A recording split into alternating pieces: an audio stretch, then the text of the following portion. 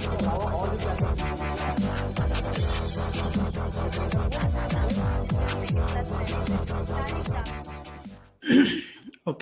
Welcome back.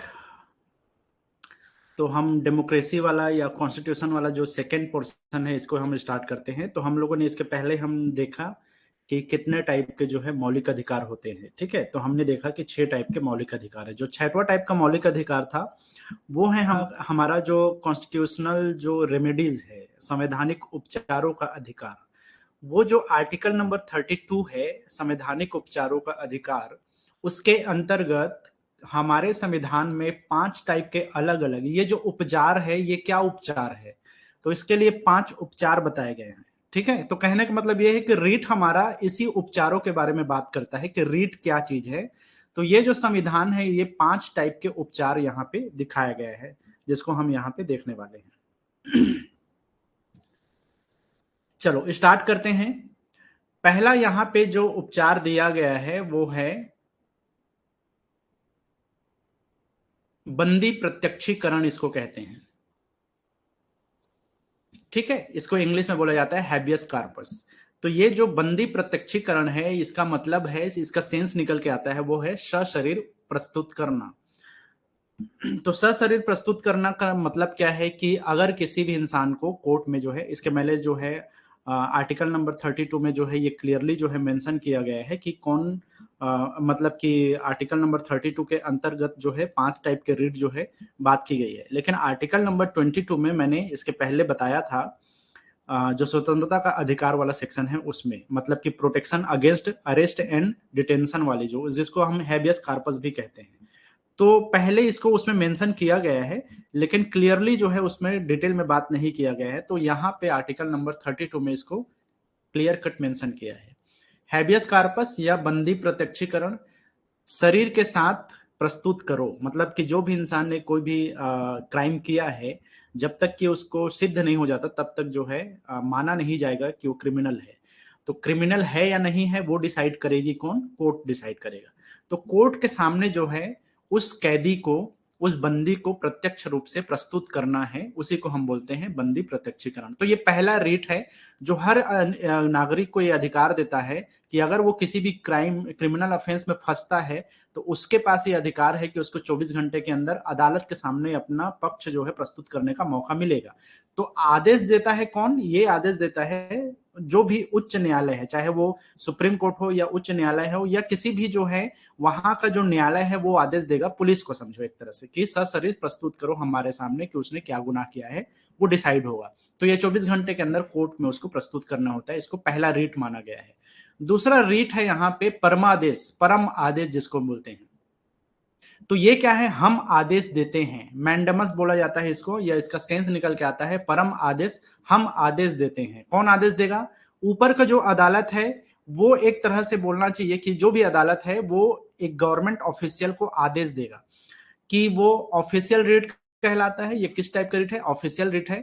जो भी अदालत है वो, या फिर जो ऊपर के जो लोग हैं, मतलब कि बड़े जो अधिकारी हैं, वो नीचे के जो गवर्नमेंट ऑफिशियल है उसको आदेश देते हैं।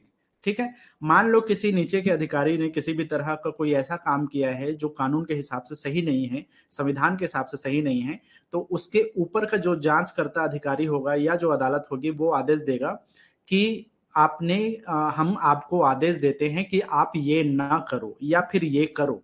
ठीक है, तो एक तरह का जो है नीचे के जो ऑफिसर हैं उनके लिए आदेश होता है, ऊपर के ऑफिसर हैं उनके द्वारा। तो इसीलिए इसको ऑफिशियल रिट कहते हैं। तीसरा है किस अधिकार से। इसको जो है कोर्ट जो है पूछता है कि किसी भी गवर्नमेंट ऑफिसर को कि आपने अगर ये किया है तो क्यों किया है, किस अधिकार से, क्या ये आपके अधिकार क्षेत्र में आता है या नहीं आता है, इसके बारे में कोर्ट जो है पूछताछ करता है उस गवर्नमेंट ऑफिशियल को। ठीक है, इसीलिए इसको बोला जाता है अधिकार परीक्षा, या इसका सेंस निकल के आता है किस अधिकार से। तो पहला हो गया बंदी प्रत्यक्षीकरण, दूसरा हो गया परम आदेश या परमादेश, और तीसरा हो गया अधिकार परीक्षा, जिसको बोला जाता है क्वा वारंटो। ठीक है, और चौथा है सर्टिओरियन। ठीक है, सर्टिओरियरी। तो सर्टिओरियरी जो है उत्प्रेषण को बोलते हैं। उत्प्रेषण का मतलब होता है पूर्णतः सूचित करो, कंप्लीट जो है हमें सूचना दो। तो ये कौन बोलेगा?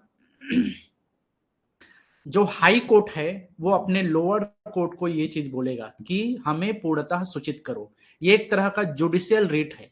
ये शुरू के जो दोनों रिट था वो क्या था, ऑफिशियल रिट था, दूसरा और तीसरा ऑफिशियल रिट था। एक ऊपरी ऑफिसर नीचे के ऑफिसर को अधिकार दे रहा है या पूछ रहा है, या इसमें तीसरा जो चौथा है वो है पूर्णतः सूचित करो, जो कि जुडिशियल रिट है। मतलब कि ऊपर का जो अदालत है वो निचली अदालत को ये जारी कर सकता है ये रेट, और बोलेगा कि हमें कंप्लीट रूप से इंफॉर्मेशन दो कि आपने किसी केस के अगेंस्ट कोई फैसला लिया है तो आपने क्या क्या किया, किस किस तरीके से उसकी छानबीन करवाई, क्या क्या उस पे मुद्दे उठाए गए, क्या चीजें, इन सब के बारे में हमें कंप्लीट इंफॉर्मेशन प्रोवाइड करो। उसके बाद में हाई कोर्ट जो है ये फैसला करेगा कि लोअर कोर्ट ने जो वहां पर आदेश दिया है वो सही है या नहीं है, जो फैसला उसने सुनाया है वो बिल्कुल ठीक है या नहीं है।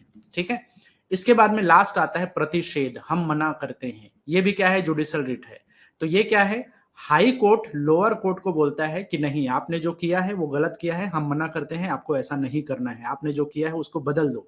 ठीक है। तो कई बार आप लोगों ने देखा होगा या सुना होगा कि कई बार कोई फैसला 10 साल 20 साल के बाद में बदला जाता है।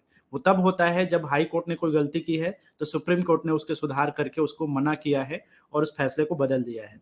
तो ये 5 टाइप के रिट जो है हमारा संविधान हमको देता है, जिसमें से पहला तो है आम लोगों के लिए, या फिर बोलना चाहिए पुलिस के लिए है, जो कि कोई भी जो छोटा कोर्ट है वो आदेश देता है। दूसरा और तीसरा जो है ऑफिशियल रिट है, जो बड़ा अधिकारी छोटे अधिकारी को जारी करता है। चौथा और पांचवा जो है आपका जुडिशियल रिट है, जो कि जुडिशरी में काम आता है, मतलब कोर्ट में काम आता है, कानून में काम आता है। ठीक है। इसमें अपर जो कोर्ट है वो लोअर कोर्ट को जो है आदेश जारी करता है। ठीक है। तो आप इसको याद रख सकते हो और ध्यान में रख सकते हो, बहुत इंपॉर्टेंट रिट होता है, अलग अलग जगह में ये काम आता है।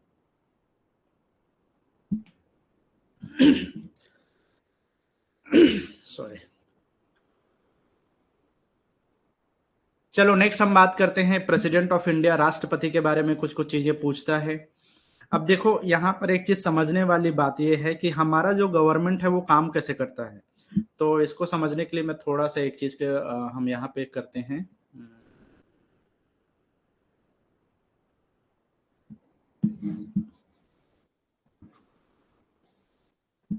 हमारा जो सरकार है या गवर्नमेंट है, ये शासन करता कैसा है, गवर्नेंस कैसे होता है, काम कैसे करता है।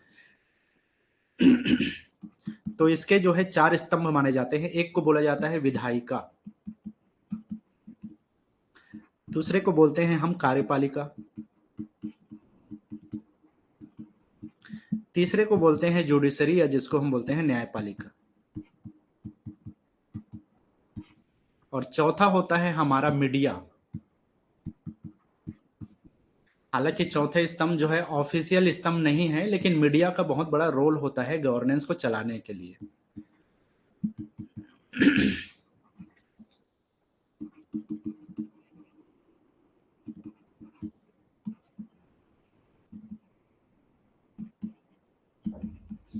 अब समझने वाली बात यह है कि ये जो विधायिका है इसके बारे में बात किया जाता है आर्टिकल नंबर 79 से लेकर के आर्टिकल नंबर 123 तक।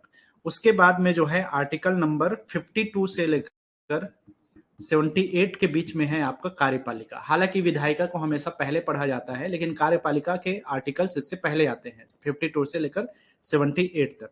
ठीक है। उसके बाद में जो है जुडिशरी के बारे में बात किया गया है आर्टिकल नंबर 124 के बाद में। मीडिया का कोई आर्टिकल वगैरह नहीं होता, वो सिर्फ जो है इमेजिनरी एक स्तंभ है, पिलर है। यहाँ पे अगर हम बात करें तो एक तो होता है लेजिस्लेटिव में प्रेसिडेंट, जिसको हम राष्ट्रपति कहते हैं। इसके अलावा होता है राज्यसभा, और इसके तीसरा जो हिस्सा होता है वो होता है लोकसभा, है ना। तो प्रेसिडेंट जो है आर्टिकल नंबर 52 से इसके बारे में बात की गई है। आर्टिकल नंबर 80 से शुरू होता है राज्यसभा के जितने भी कानून हैं, और आर्टिकल नंबर 81 में बताया गया है लोकसभा के बारे में। ठीक है। इसके अलावा जो है कार्यपालिका के भी अपने अपने हिस्से होते हैं, जैसे कि इसमें कार्यपालिका में आपके प्रधानमंत्री आते हैं, जितने भी कैबिनेट के मिनिस्टर हैं वो इसमें आते हैं, मंत्री हो गए। इसके बाद में स्टेट मिनिस्टर आते हैं, है ना, स्टेट मिनिस्टर्स। इसके अलावा डेप्यूटी मिनिस्टर्स होते हैं बहुत सारे, वो सब भी इसी में आते हैं। इसके अलावा जो है कैबिनेट के सेक्रेटरीज जो है वो सब भी इसी में आते हैं, सचिव जिसको हम बोलते हैं। ठीक है। ये सब मिलाकर के आपके काम करते हैं। आप थोड़ा सा बेसिक चीज समझना, विधायिका में कानून बनाया जाता है, जहां पे बिल लाया जाता है, यही बिल आगे चल के ये एक्ट बनता है। तो ये सब काम होता है आपके सांसद के तीनों हिस्सों में, कि पहले जो है उसको लोकसभा में प्रस्तुत किया जाएगा, फिर वो राज्यसभा जाएगा, और राज्यसभा के बाद में प्रेसिडेंट उसमें साइन करेगा, तब जाके कोई भी बिल जो है, एक्ट जो है बन जाता है, कानून बन जाता है, और उसको जो है अप्लाई कर दिया जाता है, इंप्लीमेंट कर दिया जाता है। लेकिन इस कानून को बेसिकली जो एग्जीक्यूट करने का काम है वो कार्यपालिका का है। कार्यपालिका का मतलब जो सरकार है, सरकार किसकी है? जिसके पास बहुमत है, जिसमें प्रधानमंत्री होंगे, उसके कैबिनेट के मिनिस्टर्स होंगे, उसके अंदर में बहुत सारे स्टेट मिनिस्टर होते हैं, उसमें जो है उप मंत्री भी होते हैं, डिप्टी मिनिस्टर, बहुत सारे कैबिनेट के सचिव होते हैं, ये सब मिल करके कार्यपालिका बनाते हैं। और ग्रास रूट लेवल पे एक्चुअल में जो है ये जो सेक्रेटरीज वगैरह होते हैं, जो ऑफिशियल होते हैं, आईएएस ऑफिसर, आईपीएस ऑफिसर, उन लोग जो है इसमें काम करते हैं। लेकिन एग्जीक्यूटिव को लीड करने का काम करते हैं प्राइम मिनिस्टर और उसके मंत्रिमंडल के जो लोग हैं वो, है ना। तो कानून बनेगा, इसमें पक्ष विपक्ष दोनों रहेंगे। जैसे आज के डेट में अगर हम कांग्रेस और भाजपा को एग्जांपल ले, तो ये सब होंगे जो कि कानून बनाएंगे, और इस कानून को लागू करने का काम करेंगे भाजपा के लोग, एनडीए के लोग, जिसकी अभी सरकार है, नरेंद्र मोदी की सरकार है। तो प्रधानमंत्री नरेंद्र मोदी उसको लीड करेंगे, है ना, और उसके अंदर में सब काम करेंगे। अगर यहाँ पर कार्यपालिका ठीक से काम नहीं करती है, तो इसमें हस्तक्षेप करने का काम कौन करता है? न्यायपालिका। आपका सुप्रीम कोर्ट बोलेगा कि कार्यपालिका सही तरीके से काम नहीं कर रहा है, फला मिनिस्ट्री सही से काम नहीं कर रहा है, तो ये सब रोक टोक हस्तक्षेप करने का काम करता है न्यायपालिका। न्यायपालिका भी अपने जगह में अगर फेल हो जाता है, ये तीनों सिस्टम अगर काम नहीं करते हैं, तो मीडिया लोगों का ध्यान इस तरफ खींचती है कि विधायिका में कहाँ गड़बड़ी है, कार्यपालिका में कहाँ गड़बड़ी है, न्यायपालिका में कहाँ गड़बड़ी है। ये सब काम करता है मीडिया। मीडिया का काम है सरकार को क्रिटिसाइज करना। मीडिया कभी भी सरकार को हेल्प नहीं करेगा, है ना। ये काम होता है बेसिक मीडिया का, रियलिटी ये है मीडिया का। मीडिया का काम ये नहीं है कि सरकार ने कोई काम किया तो उसको बढ़ा चढ़ा के वो अप्रिशिएट करेगा, ये बिल्कुल काम नहीं है उनका, है ना, क्योंकि वो सब जानते हैं। हाँ, ये जरूर है, मीडिया को एक बीच का रास्ता लेना चाहिए कि वो दोनों तरफ से बैलेंस रहे, कि वो अगर कहीं पे सरकार ने अच्छा काम किया है तो उसको एक तरह से बोलना चाहिए, उसकी प्रोत्साहित जरूर करना चाहिए, लेकिन उसका मेन मकसद है जहां जहां सरकार गलती करेगा वहां वहां पे मीडिया लोगों को अवेयर करेगा। ये काम होता है मीडिया का, ठीक है। तो इनडायरेक्टली मीडिया का भी बहुत बड़ा रोल होता है गवर्नेंस को चलाने के लिए। चलो, आई होप आप लोगों ने समझ लिया होगा। अब हम बढ़ते हैं प्रेसिडेंट ऑफ इंडिया, जो कि मूल आधार है हमारे गवर्नेंस का। सबसे बड़ा जो अधिकारी होता है एक्चुअल में वो प्रेसिडेंट ऑफ इंडिया होता है। हालांकि प्रेसिडेंट के पास पावर उतना ज्यादा नहीं होता जितना प्राइम मिनिस्टर के पास होता है, लेकिन सबसे बड़ा अधिकारी जो है राष्ट्र का अध्यक्ष होता है हमारा प्रेसिडेंट ऑफ इंडिया, राष्ट्रपति।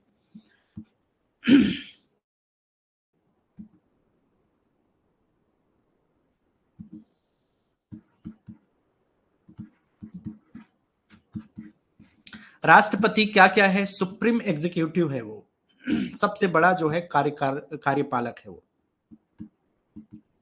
सबसे बड़ा कार्याध्यक्ष है वो, ठीक है। मतलब एग्जीक्यूटिव का सबसे बड़ा अधिकारी यही है। फॉर्मल हेड है वो, एक तरह से देखा जाए तो औपचारिक प्रमुख कहलाता है वो, औपचारिक प्रमुख है ये, भारत का सबसे बड़ा प्रमुख है ये, नेता है ना। और इसके अलावा जो है वो फेडरल और हेड का, केंद्र का और राज्य का, दोनों का जो है वो प्रमुख है। इसके अलावा वो, ठीक है, इसको हम प्रथम नागरिक बोलते हैं। भारत का प्रथम नागरिक कौन है? तो राष्ट्रपति जो होता है वो प्रथम नागरिक है। इसके अलावा जो हमारा वो काउंसिल ऑफ मिनिस्टर, मंत्री परिषद जिसको हम बोलते हैं, तो मंत्री परिषद का वो प्रमुख होता है, लेकिन औपचारिक प्रमुख होता है, इस चीज को ध्यान देना है।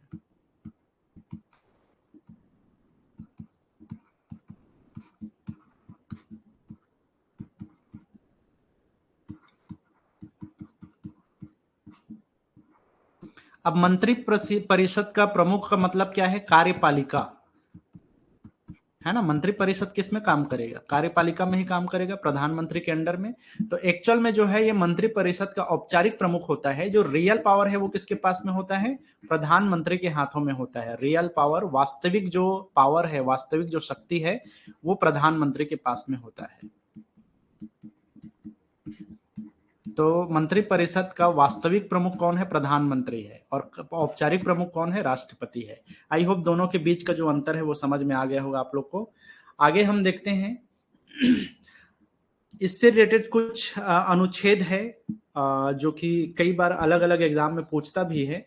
जैसे कि आर्टिकल नंबर 52 से मैंने स्टार्ट होता है राष्ट्रपति के बारे में। तो एक भारत का जो है राष्ट्रपति होगा, भारत का राष्ट्रपति होगा। तो ये भारत का राष्ट्रपति होगा, ये किसमें लिखा है? आर्टिकल नंबर 52 में लिखा है। ठीक है। इसके अलावा और भी बहुत सारी चीजें हैं जो इससे रिलेटेड पूछा जा सकता है, जैसे इसके कार्यकाल के बारे में आर्टिकल नंबर 56 में बात किया गया है। कितना कार्यकाल होगा? तो 5 साल का जो कार्यकाल होता है वो इसी के आधार पे है, आर्टिकल नंबर 56 के आधार पर। ठीक है। इसके अलावा इसकी एलिजिबिलिटी क्या है, क्या योग्यता होनी चाहिए, वो आर्टिकल नंबर 58 में है। एक राष्ट्रपति बनने के लिए क्या क्या योग्यता होनी चाहिए? तो 35 साल का उम्र जो है उसके पास होना चाहिए, कंप्लीट होना चाहिए 35 साल की उम्र। इसके अलावा वो भारतीय नागरिक होना चाहिए, इंडिया का सिटीजन होना चाहिए। और वो एक जो कंपलसरी होता है कि वो किसी भी तरह से दिवालिया या पागल नहीं होना चाहिए, उसके ऊपर भ्रष्टाचार का आरोप नहीं लगाना होना चाहिए, उसके वो जेल में नहीं होना चाहिए। ऐसे बहुत सारी चीजें हैं, लेकिन बेसिक जो रिक्वायरमेंट है वो 35 साल का होना चाहिए और भारतीय नागरिक होना चाहिए वो। ठीक है। सैलरी जो है आज के डेट में जो है इनका जो सैलरी होता है राष्ट्रपति का, वो 5 लाख रुपया कर दिया गया है वर्तमान में। देखो क्या टर्म्स एंड कंडीशन है, ये सब आर्टिकल नंबर 59 में है। 60 में जो है राष्ट्रपति जो है शपथ लेगा। अब शपथ इसको दिलवाएगा कौन? तो ये शपथ दिलवाया जाता है सीजेआई के द्वारा। तो सीजेआई कौन है? चीफ जस्टिस ऑफ इंडिया, मुख्य न्यायाधीश।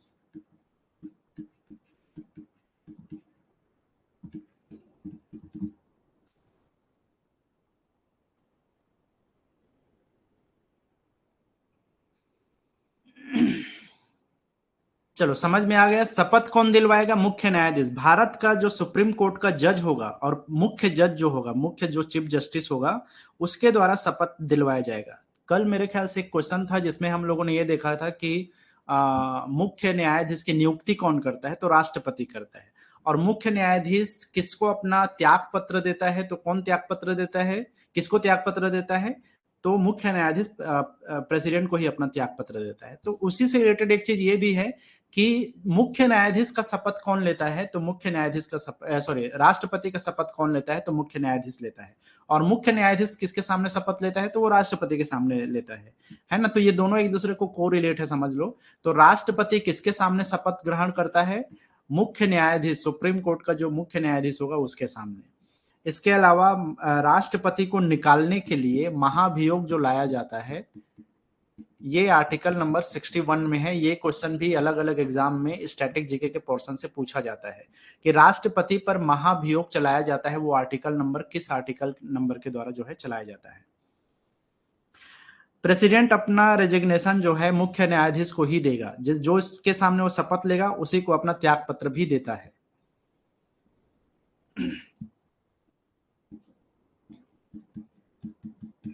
त्याग पत्र भी वो मुख्य न्यायाधीश को देगा, शपथ भी वो मुख्य न्यायाधीश के सामने ही लेगा। चलो आर्टिकल नंबर 72 में क्षमा दान के बारे में बात की गई है। आप लोग को पता होगा कि जिसको कोई क्षमा नहीं कर सकता उसको राष्ट्रपति क्षमा कर सकते हैं, मृत्युदंड को भी क्षमा दे सकते हैं राष्ट्रपति। तो आर्टिकल नंबर 72 में जो है पार्डनिंग पावर दिया गया है, क्षमा दान के बारे में इसमें बात की गई है। वो किस किस कंडीशन में जो है क्षमा दे सकते हैं। ठीक है। तो क्षमा दान भी आर्टिकल नंबर 72 में है। इसके अलावा एक क्वेश्चन पूछता है आर्टिकल नंबर 23। आर्टिकल नंबर 23 जो है अध्यादेश के बारे में बात करता है, बहुत सारे ऑर्डिनेंस पास कर सकता है। तो वो कौन कौन सा ऑर्डिनेंस है उसके बारे में बात किया गया है आर्टिकल नंबर 123 में। और इमरजेंसी जो लगाया जाता है वो इमरजेंसी है आर्टिकल नंबर 352 से लेकर के 360 के बीच में। जो भी इमरजेंसी लगाया जाता है भारत में, अगर इमरजेंसी लगाना है तो वो राष्ट्रपति के द्वारा ही लगाया जाता है। तो वो किस आधार पे लगाया जाएगा, क्या क्या टाइप के इमरजेंसी होते हैं, ये सब के बारे में डिस्क्रिप्शन दिया गया है आर्टिकल नंबर 352 से 360 के बीच में। तो बाकी सारी चीजें तो 123 तक खत्म हो जाता है, लेकिन जो इमरजेंसी वाले जो टर्म्स एंड कंडीशन है वो आर्टिकल नंबर 352 से 360 के बीच में मेंशन है। ये क्वेश्चन भी बार बार पूछा जाता है कि भारत में इमरजेंसी के पावर के बारे में राष्ट्रपति को जो शक्तियां दी गई हैं वो किस आर्टिकल में, किस अनुच्छेद में मेंशन है। तो आर्टिकल नंबर 352 से 360 के बीच में। आई होप ये समझ में आ गया होगा। अब इसमें देख लेना यार, जितना आप याद कर सकते हो। याद करने की हालांकि जरूरत नहीं है। मैं आपको यहाँ पे एक चीज बोलूंगा, सजेस्ट करूंगा कि आप इसको एकदम से रट्टा मत मारते फिरना, बस थोड़ा सा देख लेना इसको। मे भी क्वेश्चन आए यहाँ से, मे भी बोल रहा हूँ ना, जरूरी नहीं यहाँ से क्वेश्चन आए। आर्टिकल वगैरह से पूछने के चांसेस हमारे एग्जाम में बहुत कम है, लेकिन थोड़ा देख लेना। अगर जितना भी आपके दिमाग में रह जाए, अगर बाई चांस भी कोई क्वेश्चन आ जाएगा तो बन जाएगा आपसे। चलो एक चीज यहाँ पे बात करते हैं हम कि राष्ट्रपति का इलेक्शन के बारे में कई चीजें थोड़े से कंफ्यूजिंग है। तो इसमें से एक ये है कि राष्ट्रपति का जो इलेक्शन होता है वो आर्टिकल नंबर 54 में निर्वाचन के बारे में बात की गई, इसीलिए मैं इसको अलग से यहाँ पे मेंशन कर दे रहा हूँ। आर्टिकल नंबर 54 में बोला गया है निर्वाचन के बारे में। तो 54 चुनाव ऐसा करके याद रख सकते हो, मैंने ऐसे ही याद किया था इसको। 54 में है चुनाव, कैसा चुनाव होगा राष्ट्रपति का, वो 54 नंबर आर्टिकल में है। कैसा इलेक्शन होगा, इनडायरेक्ट, अप्रत्यक्ष चुनाव होता है इसमें। अप्रत्यक्ष का मतलब होता है जिसमें आम जनता डायरेक्टली इन्वॉल्व नहीं है, इनडायरेक्टली इन्वॉल्व है। देखो जो भी चुनाव होता है ना, उसमें पब्लिक का इंटरफेरेंस होता ही है, चाहे डायरेक्टली हो चाहे वो इनडायरेक्टली हो। तो राष्ट्रपति के चुनाव में पब्लिक का कैसा इसमें वो है, पार्टिसिपेशन है अप्रत्यक्ष तौर पे, इसीलिए चुनाव को बोला जाता है अप्रत्यक्ष चुनाव। कौन वोट देगा इसमें, तो बेसिकली वोट कौन देता है, जिसको पब्लिक चुनती है। पब्लिक किसको चुनती है, मेंबर ऑफ पार्लियामेंट, मतलब कि जो लोकसभा के जो सदस्य होंगे वो, राज्यसभा के सदस्य, और जो विधानसभा के सदस्य है, तो ये सब जो है वोटर्स होते हैं। लोकसभा के, राज्यसभा के सदस्य,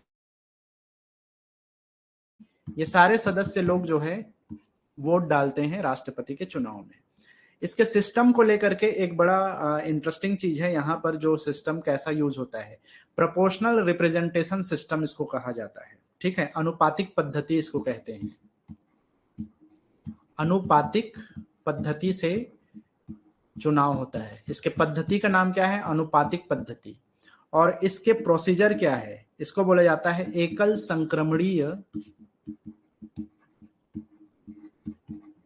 संक्रमणीय गुप्त मतदान। क्या क्या बातें हो गई, चुनाव होगा 54 के आर्टिकल के हिसाब से, अप्रत्यक्ष चुनाव होगा। कौन कौन वोट डालेंगे, लोकसभा के सदस्य, राज्यसभा के सदस्य, विधानसभा के भी सदस्य, है ना। और किस टाइप का पद्धति का यूज किया जाएगा, अनुपातिक पद्धति, मतलब रेशियो सिस्टम इसमें लागू किया जाता है। प्रोपोर्शन के आधार पे जो है यहाँ पर पद्धति होता है। इसीलिए आप देखे होंगे राष्ट्रपति वो बनता है जिसके लोकसभा के सदस्य ज्यादा होते हैं, तो प्रोपोर्शन यहीं पे काम आता है। अगर जिसकी गवर्नमेंट है, भाजपा की गवर्नमेंट है, तो अभी जो राष्ट्रपति बने हैं द्रौपदी मुर्मू, वो बीजेपी को ही बिलोंग करते थे। तो जिसकी पसंद के राष्ट्रपति होगा वो डिपेंड करता है कि उसका लोकसभा, राज्यसभा और विधानसभा में कितने सदस्य मौजूद हैं, तो उसी को बोला जाता है अनुपातिक पद्धति। एकल संक्रमणीय गुप्त मतदान में क्या होता है कि आपको इसमें एक तरह का रैंकिंग दिया जाता है। जैसे ए नंबर के कैंडिडेट को, बी नंबर के कैंडिडेट को, सी नंबर के कैंडिडेट को कितने कितने वोट आपने डाला है। तो जब आप वोट डालते हो इसमें, तो आप क्या करते हो, रैंक चूसते हो कि सबसे पहला ए वाला जो कैंडिडेट है मैं उसको पहला रैंक में रखता हूँ, बी को दूसरा रैंक में रखते हूँ, सी को तीसरा रैंक में रहता हूँ, और डी को चौथे रैंक में रहता हूँ। तो रैंक सिस्टम यहाँ पे होता है। ये अपने आप में कॉम्प्लिकेटेड है, लेकिन इस पर ज्यादा डिटेल में हम बात नहीं करेंगे क्योंकि यहाँ पे काम नहीं है हमारे उसका। लेकिन याद रखना है इसमें रैंकिंग होता है। जैसे आपको पहला वाला कैंडिडेट पसंद नहीं है तो आप इसको तीसरा रैंक दे दो। सी वाला आपको पहला सबसे अच्छा लगता है और आप चाहते हो कि सी कैंडिडेट सबसे पहले आए, तो उसको आप फर्स्ट रैंक दे सकते हो। डी को आप दूसरा रैंक दे दो और बी को आप चौथा रैंक दे दो। कहने का मतलब यह है कि हम जनरली वोटिंग में क्या करते हैं, एक कैंडिडेट को चूज करना है तो हम इसको वोट दे देते हैं, बाकी सब छूट जाते हैं। लेकिन यहाँ पे ऐसा नहीं है, यहाँ पे आपको पसंद करना होता है कि आप सबसे ज्यादा किसको पसंद करते हो। इसी को बोला जाता है एकल संक्रमणीय गुप्त मतदान, single transferable voting system, secret voting इसको कहा जाता है। तो ये राष्ट्रपति के चुनाव में इसी पद्धति को और इसी मतदान सिस्टम को यूज किया जाता है। अभी के डेट में राष्ट्रपति कौन है, द्रौपदी मुर्मू। ये कौन से नंबर की राष्ट्रपति है, ये 15वें नंबर की राष्ट्रपति है। यही खास चीजें आपको याद रखना है, क्या क्या चीजें राष्ट्रपति के रिगार्डिंग पूछा जा सकता है। तो एक तो आपको याद रखना है कि ये 15वें नंबर के भारत के राष्ट्रपति हैं। ठीक है, दूसरा ये है, बाकी बहुत सारी चीजें इनके बारे में लिखा है, जो चीजें आपको याद रखना है वो बस मैं बता देता हूं। ये किसको बिलोंग करती है, तो अभी वर्तमान में एनडीए को बिलोंग करती है। एनडीए का मतलब भाजपा का जो गठबंधन है उसको बोला जाता है एनडीए। फुल फॉर्म होता है इसका नेशनल डेमोक्रेटिक अलायंस। तो एनडीए को बिलोंग करती है, मतलब भाजपा की ये जो है पहले नेता थी, इसके पहले झारखंड की गवर्नर थी, है ना। तो 15वें नंबर की राष्ट्रपति हो गई। कौन से दल से आती हैं, तो एनडीए या भाजपा से आती हैं, बीजेपी से आती हैं। और बीजेपी ने जो है अभी जून 2022 में जो है इनको नॉमिनेट किया था, किसके लिए, राष्ट्रपति के कैंडिडेट के लिए। दूसरा है यहाँ पर first president born in independent India. ये सबसे इंपॉर्टेंट चीज है कि ये भारत की पहली ऐसी राष्ट्रपति बनी जो 1947 के बाद पैदा हुई है। 1947 के बाद इनका जन्म हुआ है। इसके पहले जितने भी राष्ट्रपति थे भारत के, उन सब का जन्म जो है 1947 से पहले हुआ है। ठीक है, इनका जन्म हुआ है 1958 में। दूसरा ये है कि ये बिलोंग करती हैं ओडिशा से, उड़ीसा को बिलोंग करती हैं। मयूरभंज डिस्ट्रिक्ट है, वहां की ये रहने वाली हैं। और उड़ीसा के जो है ये एक ट्राइब को बिलोंग करती हैं। ठीक है, अब ट्राइब से रिलेटेड इसमें जो फैक्ट है इनका वो मैं बता देता हूं। ये देश की ये पहली ऐसी ट्राइबल प्रेसिडेंट हैं जो कि किसी ट्राइबल कम्युनिटी से आती हैं, और वो कम्युनिटी है संथाली। ठीक है, संथाल ट्राइब को बिलोंग करती हैं, संथाली है। तो कौन से जनजाति, संथाल जनजाति को बिलोंग करते हैं। कंट्री सेकेंड वुमन प्रेसिडेंट, ये जो है दूसरे नंबर की जो है महिला राष्ट्रपति हैं।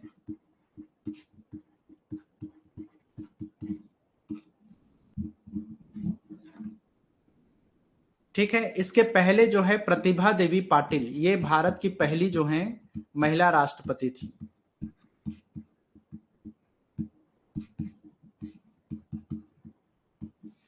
ठीक है, जो कि 12वें नंबर की राष्ट्रपति थी, 2007 से 2012 के बीच में ये रही। तो देख लो, ये सब स्टैटिक जीके का ही पोर्शन है, और ढेर सारी चीजें आपको जानने को यहाँ पे मिलेगा, और बहुत सारी चीजें हैं जो क्वेश्चन यहाँ से बन सकते हैं। तो पहली महिला राष्ट्रपति प्रतिभा देवी सिंह पाटिल, जो कि 2007 से 2012 के बीच में है। ठीक है,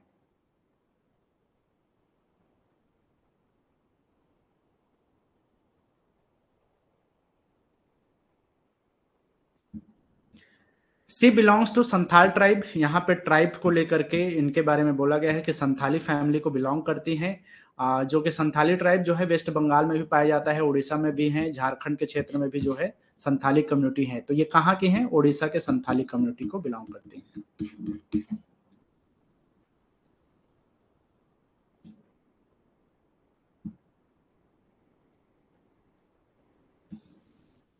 चलो, बाकी चीजें हैं जो उतना इंपॉर्टेंट नहीं है। इसके पहले ये अलग अलग क्षेत्र में काम कर चुकी हैं, टीचर रही हैं ये पहले, है ना। तो इसके ये चीज थोड़ा सा ध्यान रख देना, एक शिक्षिका थी ये पहली, बाद में जो है ये राजनीति में आई, फिर उसके बाद में जो है भाजपा से जुड़ी, और वर्तमान में इसके पहले जो है राष्ट्रपति के पहले ये गवर्नर थी झारखंड की।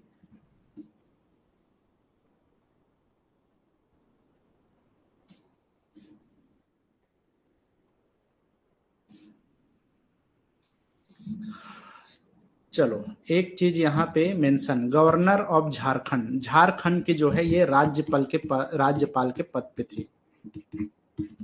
ठीक है, 2015 से 2021 के बीच में ये झारखंड की राज्यपाल के रूप में पदस्थ थी, और उसके बाद में वर्तमान में ये भारत की राष्ट्रपति हैं।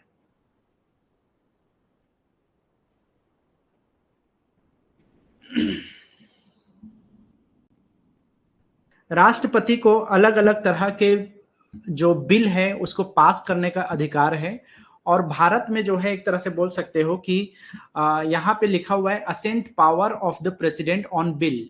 मतलब कि अलग अलग बिल जो बनता है ना, मैंने अभी बताया कि कोई भी कानून बनता है तो उसको कौन कानून बनाता है, लोकसभा राज्यसभा के सदस्य, लेकिन उसको पास करना है, रिजेक्ट करना है, ये अधिकार होता है राष्ट्रपति के पास में। तो वो किन चीजों को राष्ट्रपति जो है अधिकार में, मतलब कि वो कर सकता है, या फिर किसको जो है वो रिजेक्ट कर सकता है, ये अधिकार राष्ट्रपति के पास में है। ठीक है, अब जैसे कि ऑर्डिनरी बिल है, कोई भी साधारण बिल है, तीन तरह के बिल जो है जनरली यूज किया जाता है। तो साधारण जो बिल होगा,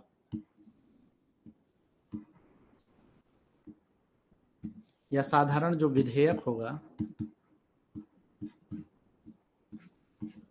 इस साधारण विधेयक को या तो वो क्या कर सकता है, अप्रूव कर सकता है, या फिर रिफ्यूज भी कर सकता है, या फिर उसको रिकंसिडर के लिए वापस भेज सकता है। तो साधारण बिल के बारे में ये तीनों काम कर सकता है।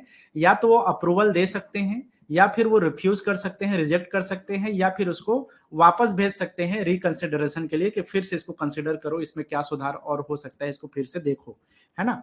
दूसरा बिल होता है वित्त विधेयक, इसको बोलते हैं। वित्त विधेयक के बारे में भी सेम वही चीज है, या तो उसको अप्रूव कर सकता है, या रिफ्यूज कर सकते हैं, या फिर रिकंसिडर करने के लिए भेजा जा सकता है। तीसरा बिल है यहां पर मनी बिल, जिसको हम धन विधेयक बोलते हैं। ठीक है, अब धन से संबंधित कोई बिल आया है लोकसभा राज्यसभा के बाद में राष्ट्रपति के पास, उसको वो क्या कर सकता है, उसको वो अप्रूवल दे सकते हैं। ठीक है, can withhold because with his prior permission such bills are placed on the table of the parliament but cannot deny। वो किसी भी तरीके से उसको डिनाई या रिफ्यूज नहीं कर सकते। तो खास बात यही है कि बाकी विधेयक में, चाहे वो साधारण हो चाहे वित्त विधेयक हो, उसको वो रिफ्यूज तो कर सकते हैं, लेकिन धन विधेयक के मामले में वो डायरेक्टली उसको रिफ्यूज नहीं कर सकते।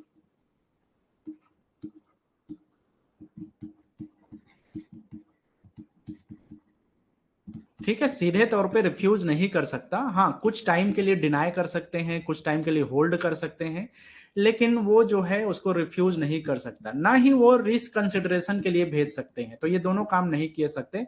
तो कुल मिला के धन विधेयक को अप्रूव करने के अलावा कोई रास्ता नहीं होता राष्ट्रपति के पास में। ठीक है, has to be approval. Last एक होता है संविधान संशोधन बिल। जैसा कि मैंने बताया कि संशोधन भी किया जाता है संविधान में अलग अलग ओकेजन में। तो ये जो संविधान संशोधन विधेयक होता है, ये चौथे नंबर का विधेयक का टाइप है। 4 टाइप का विधेयक हो गया। इसको भी ये क्या कर सकता है, या तो परमिट कर सकते हैं, या कुछ टाइम के लिए इसको रिजर्व कर सकता है। इसको भी वो किसी भी हाल में जो है रिकंसिडरेशन के लिए नहीं भेज सकते। तो ये दोनों मामले में राष्ट्रपति के जो पावर है वो लिमिटेड पावर है, चाहे वो धन विधेयक हो चाहे संविधान संशोधन विधेयक हो। साधारण और वित्त विधेयक के मामले में वो जो है बहुत सारे पावर है उसके पास में, वो रिजेक्ट भी कर सकते हैं। ठीक है,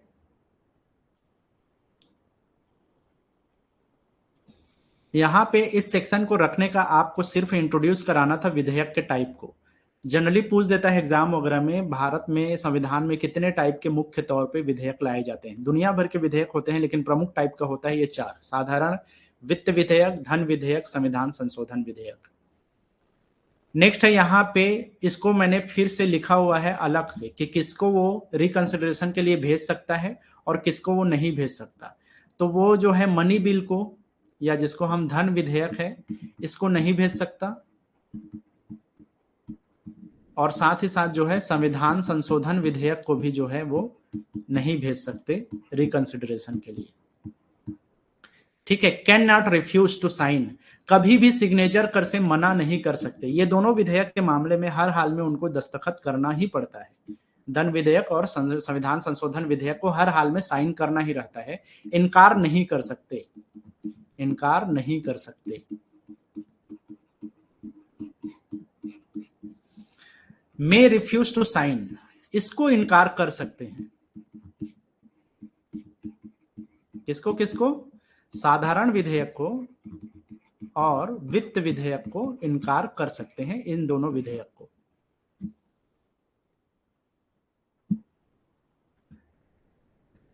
चलो, रही बात इनके इम्पीचमेंट को लेकर के, तो इसका एक बहुत लंबा चौड़ा चौड़ा कानून होता है। आप चाहो तो पढ़ लो ना, सिर्फ नॉलेज के लिए। एग्जाम में यहां से क्वेश्चन आने के चांसेस बहुत कम है, ना के बराबर है, बल्कि आएगा ही नहीं हमारे एग्जाम की अगर मैं बात करूं तो। लेकिन आप चाहो तो देख लेना। हालांकि इसका बेसिक चीज मैंने बता दिया है, आर्टिकल नंबर 61 में है किस तरह से राष्ट्रपति को हटाया जाता है, क्या उसका तरीका होता है, क्या क्या उसका बेस होता है, आधार क्या है, क्या कंडीशन है, ये सब सारी चीजें यहाँ पे लिखा हुआ है। आप चाहो तो इसको पढ़ लेना कि संविधान में क्या ये चीज बताया गया है कि कैसे जो है किसी भी राष्ट्रपति को महाभियोग के द्वारा उसके पद से हटाया जा सकता है। ये पूरा आर्टिकल नंबर 61 को डिस्क्राइब किया है इस वाले सेक्शन में, है ना। चलो आगे हम देखते हैं क्षमादान के बारे में। तो क्षमादान जो है, क्या क्या टाइप का क्षमादान की ताकत है राष्ट्रपति के पास। तो जैसा कि मैंने बताया कि आर्टिकल नंबर 72 में जो है बताया गया है कि राष्ट्रपति क्षमा दान भी कर सकता है, क्षमा दे सकता है लोगों को। तो ये आर्टिकल नंबर 72 में मेंशन किया गया है। ठीक है, किस किस केस में क्षमा दान दे सकता है?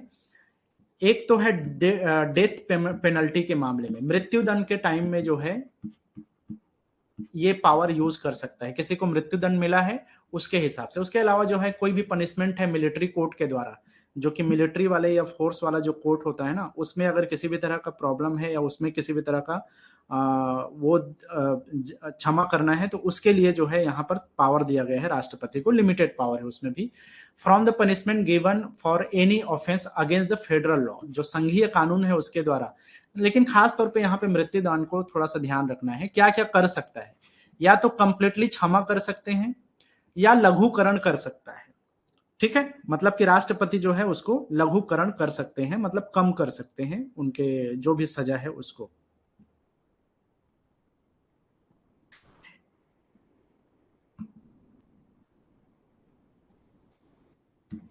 तीसरा है यहाँ पे परिहार। तो परिहार का मतलब होता है नेचर को, प्रकृति को बदल देना।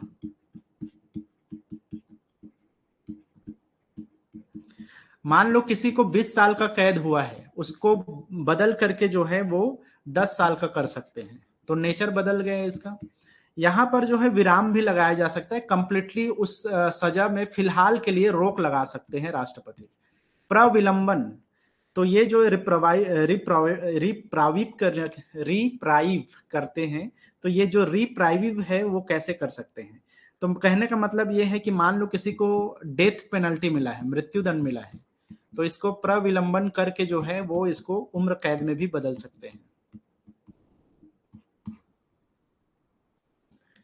ठीक है, तो इस तरह के 5 तरीके से वो उनको पार्डन का ताकत है राष्ट्रपति के पास में।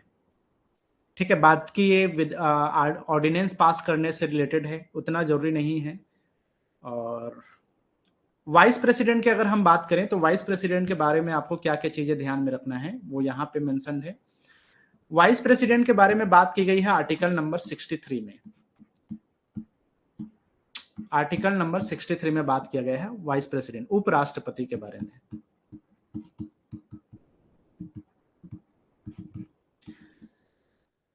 ठीक है, आर्टिकल नंबर 64 में यह बोला गया है जो भी उपराष्ट्रपति होगा वही होंगे राज्यसभा के अध्यक्ष, चेयरपर्सन। ठीक है, ये आर्टिकल नंबर 64 में मेंशन किया गया है कि जो भी भारत का उपराष्ट्रपति है वही भारत के राज्यसभा के भी अध्यक्ष होंगे। ये आर्टिकल नंबर 64 में मेंशन किया गया है। क्या एलिजिबिलिटी होगा? एक तो भारत के नागरिक होंगे वो, 35 साल का उम्र उनके पास होना चाहिए। ठीक है, भारत का नागरिक है वो। दूसरा, 35 साल का उम्र कंप्लीट कर लिया है और राज्यसभा का सदस्य होने का उसके पास एलिजिबिलिटी होना चाहिए, योग्यता होना चाहिए। ठीक है, मतलब राज्यसभा का सदस्य होने के लिए जो जो योग्यता चाहिए वो सब उसके पास में होना चाहिए, तो वो बन जाएगा वाइस प्रेसिडेंट के पद पे, उसको चुना जा सकता है। इनके बारे में जो है वो बोला गया है कि क्या कार्यकाल होगा। तो देखो, हमेशा याद रखना है कि राष्ट्रपति का जो कार्यकाल है वो 5 साल का ही होता है। इसके बाद अगर हम इसके शपथ की बात करें तो ये शपथ लेता है राष्ट्रपति के सामने। तो इसको शपथ कौन दिलाएगा? जो भी राष्ट्रपति होंगे वो उपराष्ट्रपति को शपथ दिलाता है। ठीक है, रेजिग्नेशन किसको देंगे? त्याग पत्र भी ये राष्ट्रपति को ही देगा। जो जिसको वो शपथ लेगा जिसके सामने, उसी को वो अपना त्याग पत्र या रेजिग्नेशन देगा।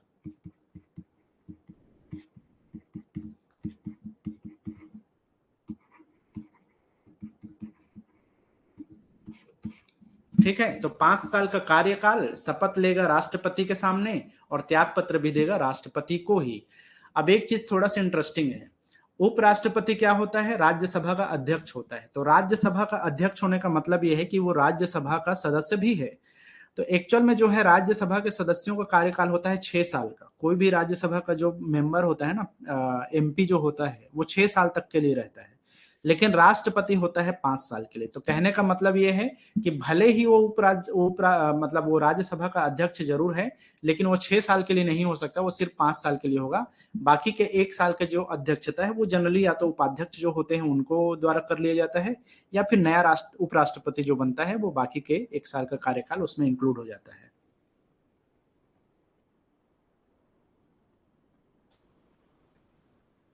चलो, बाकी जो इलेक्शन है उसका सेम वही तरीका है जो राष्ट्रपति के केस में होता है, ठीक है। बस एक चीज इसमें बदलता है, वो ये है कि इसमें जो वोटर होते हैं वो लोकसभा के जो वोटर हैं वो तो होंगे ही, लोकसभा के सदस्य प्लस राज्यसभा के सदस्य, ठीक है। लेकिन इसमें जितने भी होते हैं, विधानसभा का जो मेंबर है वो इसमें पार्टिसिपेट नहीं करता है। तो याद रखना है, विधानसभा के सदस्य इसमें पार्टिसिपेट नहीं करेंगे, ठीक है, शामिल नहीं होंगे। इसमें सिर्फ और सिर्फ लोकसभा और राज्यसभा के ही सदस्य शामिल होंगे।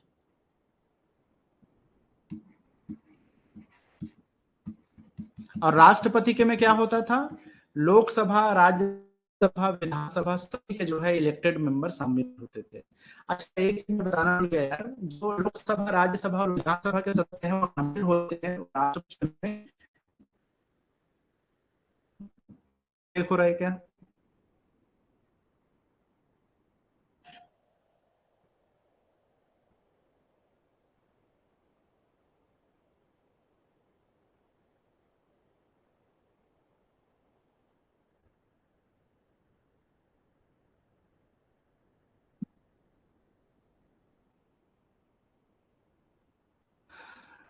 अभी आई आवाज?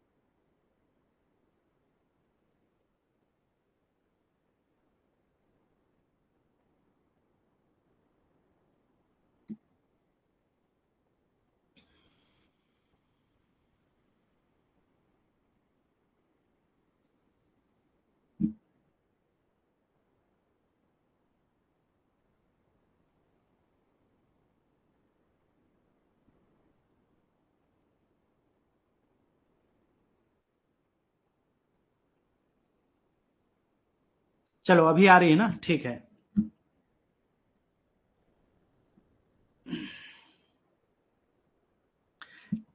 तो मैं जो बता रहा था, राष्ट्रपति के चुनाव में जो लोकसभा, राज्यसभा, विधानसभा के सदस्य शामिल होते हैं वो सब इलेक्टेड मेंबर होते हैं, जिनको निर्वाचित करके चुना जाता है।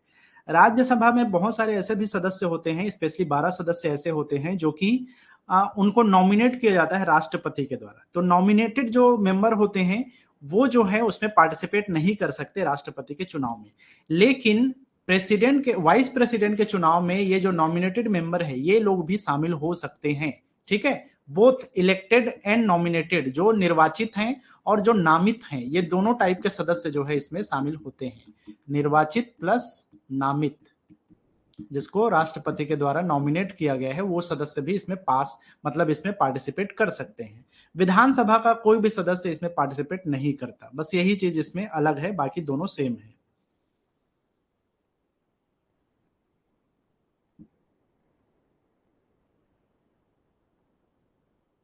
चलो, यहां पर लिस्ट दिया हुआ है कि जो कौन कौन से उपराष्ट्रपति हुए हैं भारत में।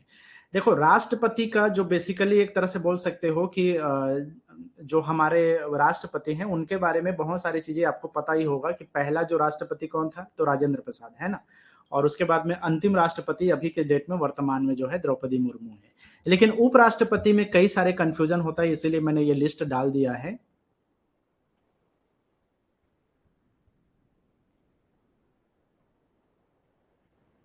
पहला है यहाँ पे सर्वपल्ली राधाकृष्णन। तो ये जो है भारत के जो है पहले राष्ट्रपति हैं, सर्वपल्ली राधाकृष्णन। 1957 से लेकर के 1962 के बीच में जो है ये 10 सालों के लिए जो है राष्ट्रपति, सॉरी, उपराष्ट्रपति के पद पर रहे, सर्वपल्ली राधाकृष्णन।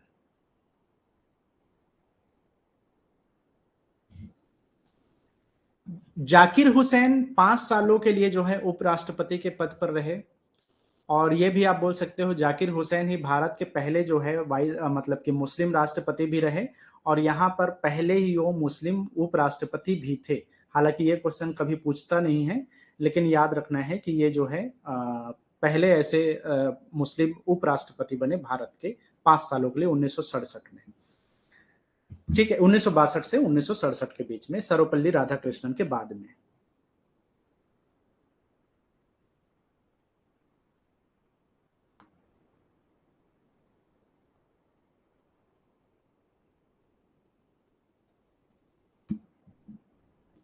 यहाँ पे कुछ और नाम है, उतना इंपॉर्टेंट नहीं है, आप चाहो तो देख सकते हो उस लिस्ट को, लेकिन आपको सीधा याद रखना है जगदीप धनखड़, जो कि वर्तमान में उपराष्ट्रपति है, महामहिम उपराष्ट्रपति हैं भारत के। वो 2022 से जो है ये अभी वर्तमान में है, राजस्थान क्षेत्र को बिलोंग करते हैं, बीजेपी से पहले जो है ये नेता रहे हैं।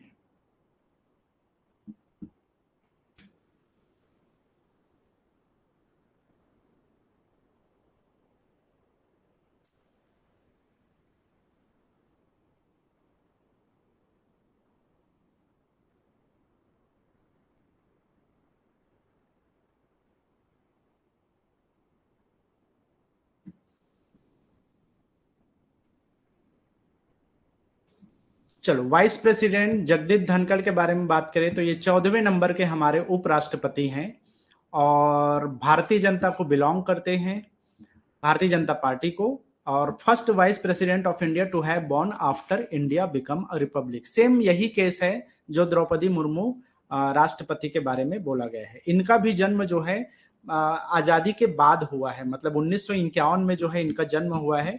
तो ये पहले उपराष्ट्रपति बने हैं भारत के जिनका जन्म जो है आजादी के बाद हुआ है, 1947 के बाद का इनका जन्मदिन है। ठीक है, तो दोनों केस में सिमिलर वही है, द्रौपदी मुर्मू के बारे में भी और जगदीप धनखड़ के बारे में भी। बाकी जो है पॉलिटिकल कैरियर वगैरह के बारे में आप चाहो तो पढ़ सकते हो। ये भी गवर्नर रहे हैं वेस्ट बंगाल के, ठीक इसके पहले तो दोनों गवर्नर रहे ना, द्रौपदी मुर्मू झारखंड के गवर्नर रहे हैं और ये वेस्ट बंगाल के जो है गवर्नर रहे हैं। ठीक है।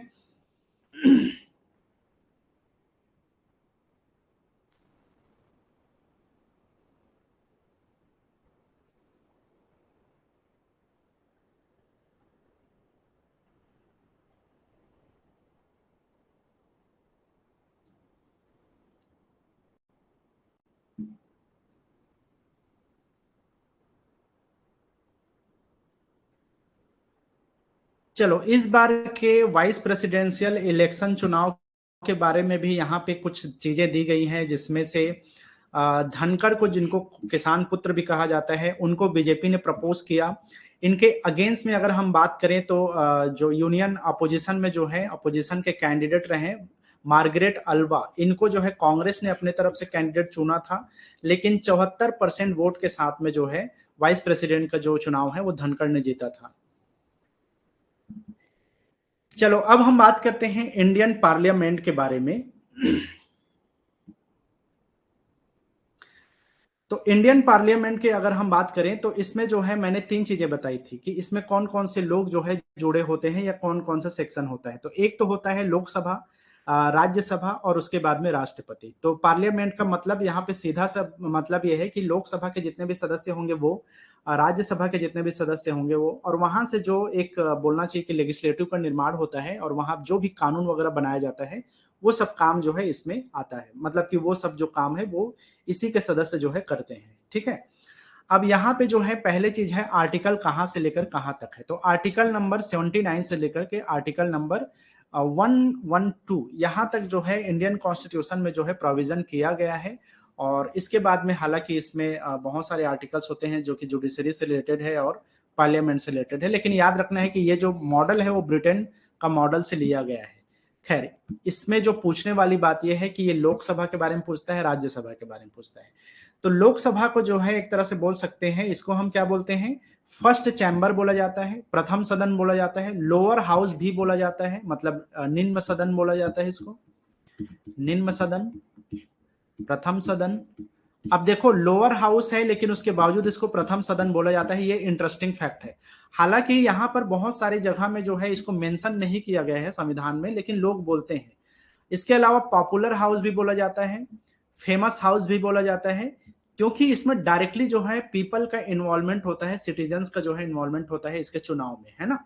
राज्यसभा के साथ ऐसा नहीं है, इसलिए जो है इसमें इसी को पॉपुलर हाउस भी कहा जाता है, फेमस हाउस भी कहा जाता है। पहली बार इसका फॉर्मेशन हुआ था 17 अप्रैल 1952 में। उस टाइम में इसको हाउस ऑफ पीपल के नाम से जाना जाता था। लोकसभा जो है इसको 1954 से कहा जाने लगा। मतलब पहले जब ये बना था तो इसको हाउस ऑफ पीपल के नाम से ही जाना जाते थे। जाहिर सी बात है, ब्रिटेन से इंस्पायर है तो कहीं ना कहीं उसका नाम भी यूज किया जाता था, हाउस ऑफ पीपल। बाद में इसको हिंदी में लोकसभा नाम रखा गया 1954 से। तब से जो है लोग इसको लोकसभा के नाम से ही जानते हैं। इसका जो पहला इलेक्शन हुआ था वो 1951 में हुआ था। 1951 से 1952 के बीच में इसके चुनाव हुए थे। उस टाइम में इसका जो पहला सेशन है वो 1952 में पहला बैठक हुआ था। पहला सिटिंग कब हुआ था? 1952 में। इतना डिटेल तो नहीं पूछेगा। अगर हम बात करें कि इसका इलेक्शन में कौन कौन पार्टिसिपेट करेंगे, तो डायरेक्ट इलेक्शन होता है। जो भी अडल्ट होंगे, मतलब 18 साल से ऊपर का जो एज किया रहेगा, एज हो जाए रहेगा, वो इसमें वोट डाल सकते हैं। ठीक है। शुरुआत में इसमें सीक्रेट बैलेट पेपर से यूज होता था। आजकल जो है ये जो इलेक्ट्रॉनिक जो है वो यूज होने लग गया है ना। तो पहले जो है इसमें सीक्रेट बैलेट के थ्रू होता था। मतलब मतदान तो आज भी जो है सीक्रेट तरीके से या गुप्त मतदान ही होता है। कौन इसका इलेक्शन करवाता है? तो केंद्रीय इलेक्शन कमीशन, केंद्रीय चुनाव आयोग के द्वारा जो है इसका चुनाव करवाया जाता है। वोटर के बारे में जो भी नियम कानून है वो आर्टिकल नंबर 326 में बताया गया है। पहले जो है इसका जो वोटिंग का जो एज था वो 21 साल था। बाद में अब जो है 18 साल कर दिया गया है। ये एक एक्ट लाया गया था जिस एक्ट का नाम है 1988 का 61वां संविधान संशोधन विधेयक है ये, जो कि बाद में जा करके एक कानून बन गया और उसके थ्रू जो है 18 साल के एज को 21 साल के एज को जो है 18 साल कर दिया गया। ठीक है। इलेक्ट्रॉनिक वोटिंग मशीन, ईवीएम बोला जाता है। हाँ ठीक है यार, ईवीएम बोल सकते हो, इलेक्ट्रॉनिक वोटिंग मशीन। इसके द्वारा जो है अब होता है, सीक्रेट बैलेट अभी नहीं हो रहा है। लोकसभा के सदस्यों के बारे में बार बार क्वेश्चन पूछता है। तो लोकसभा में वर्तमान में 550 सदस्य हो सकते हैं। ये जो 550 सदस्य हैं वो कहां कहां से आते हैं? राज्यों से इनको चूज किया जाता है, लगभग चुना जाता है 530 सदस्य, है ना। और केंद्र शासित प्रदेश से जो है इस क्षेत्र से चुना जाता है 20 सदस्यों को। वर्तमान में राज्यों से 530 सदस्य हैं और वर्तमान में केंद्र शासित प्रदेश से अभी सिर्फ और सिर्फ 13 सदस्य है। 7 सीट अभी भी खाली है। तो वर्तमान में कितने सदस्य हो गए? 543। आपसे पूछे कि वर्तमान में राज्यसभा में कितने सांसद हैं तो 543 सांसद हैं। आवाज ब्रेक नहीं हुई है ना? ब्रेक होगा तो बता देना, हो सकता है बीच बीच में ऐसा हो। थोड़ा सा और कर लेते हैं यार, इसमें ज्यादा चीज नहीं है, बस यही चीज एक इंपॉर्टेंट लास्ट है, लोकसभा राज्यसभा वाला। तो यहाँ पे देखो टोटल 550 हो सकते हैं मैक्सिमम, और वर्तमान में है 543। अभी भी जो है 17 सीट जो है, सॉरी 7 सीट जो है अभी खाली है। पहले जो है 552 की कैपेसिटी होती थी, क्योंकि 2 सदस्य एंग्लो इंडियन को जो है नॉमिनेट करते थे राष्ट्रपति के द्वारा। इस तरीके को या इस नॉमिनेशन को अब खत्म कर दिया गया है। तो वर्तमान में किसी भी तरह के एंग्लो इंडियन का पार्टिसिपेशन नॉमिनेशन नहीं होता। पहले क्या होता था, 2 सदस्यों को ना एंग्लो इंडियन को चुना जाता था, चुना नहीं जाता था, नॉमिनेट किया जाता था राष्ट्रपति के द्वारा। अब ये तरीका हटा दिया गया है। तो अब टोटल सदस्य कितने हो सकते हैं? मैक्सिमम 550 ही हो सकते थे, पहले 552 लोग थे। चलो, क्वालिफिकेशन क्या होगा एक लोकसभा के सांसद बनने के लिए? एक तो नागरिक होना चाहिए, भारत का नागरिक, तो नागरिकता इसके पास होना चाहिए भारत का, और साथ ही साथ जो है 25 साल का उम्र कंप्लीट करना चाहिए। ये 2 चीजें हैं। बाकी इसके अलावा बहुत सारी चीजें इसमें डिस्क्राइब किया गया है, लेकिन ये 2 चीजों से रिलेटेड क्वेश्चन बनता है जो आपको ध्यान में रखना है। 25 साल का उम्र कम से कम होना ही चाहिए।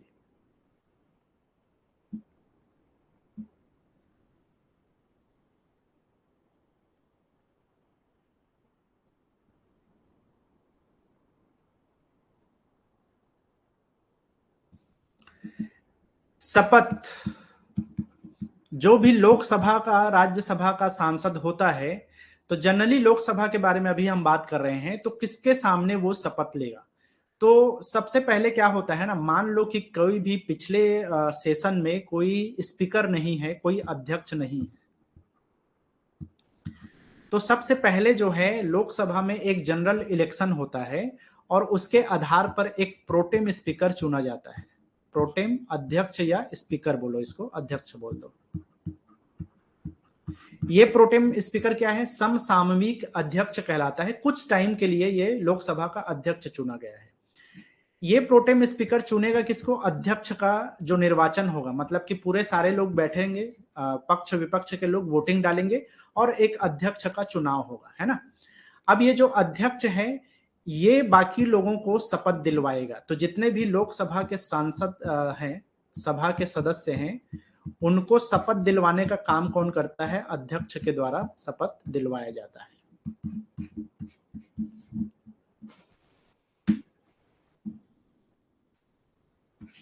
कार्यकाल 5 सालों के लिए। कितने सालों के लिए लोकसभा का कार्यकाल होता है, 5 साल के लिए जो है एक लोकसभा का सांसद 5 साल का कार्यकाल जो है उसके पास होता है।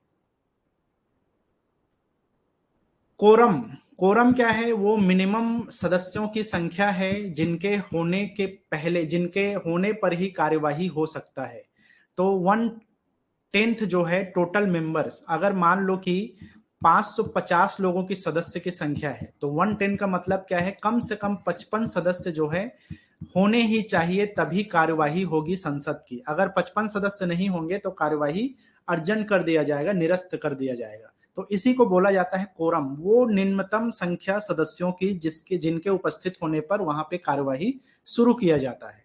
अगर ऐसा ना हो, 55 सदस्य ना आए, तो फिर जो है कार्यवाही नहीं हो सकता। तो इसको बोला जाता है लोकसभा का कोरम। अगर हम बात करें इनके ऑफिशियल की, मतलब अधिकारी कौन कौन होते हैं, तो इसमें जनरली जो सदस्य अध्यक्ष जो होता है वो यहाँ का एक अधिकारी होता है, ऑफिशियल की अगर हम बात करें। इसके अलावा जो है वहां पर जो प्रोटेम स्पीकर होता है वो भी उसके एक वो होते हैं, अधिकारी होते हैं। या फिर इसको ऐसे लिख लो यार, 4 टाइप के जो है यहाँ पे अधिकारी हो सकते हैं। एक को बोला जाता है स्पीकर, दूसरे को बोला जाता है डेप्यूटी स्पीकर, तीसरे को बोला जाता है प्रोटेम स्पीकर, जिसको स्पीकर का चुनाव के टाइम में जो है जिसको इलेक्ट किया गया था, और एक लास्ट होता है अपोजिशन लीडर। तो जो अपोजिशन का लीडर होता है वो भी इसके अधिकारियों में शामिल होते हैं। ठीक है, अध्यक्ष हो गया, उपाध्यक्ष हो गया,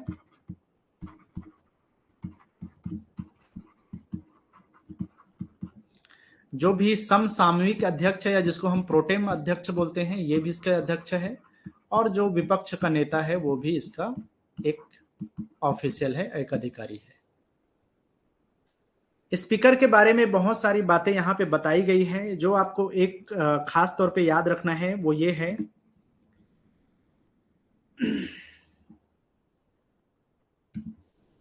कि ये जितने भी मीटिंग होगा उसकी अध्यक्षता करेगा।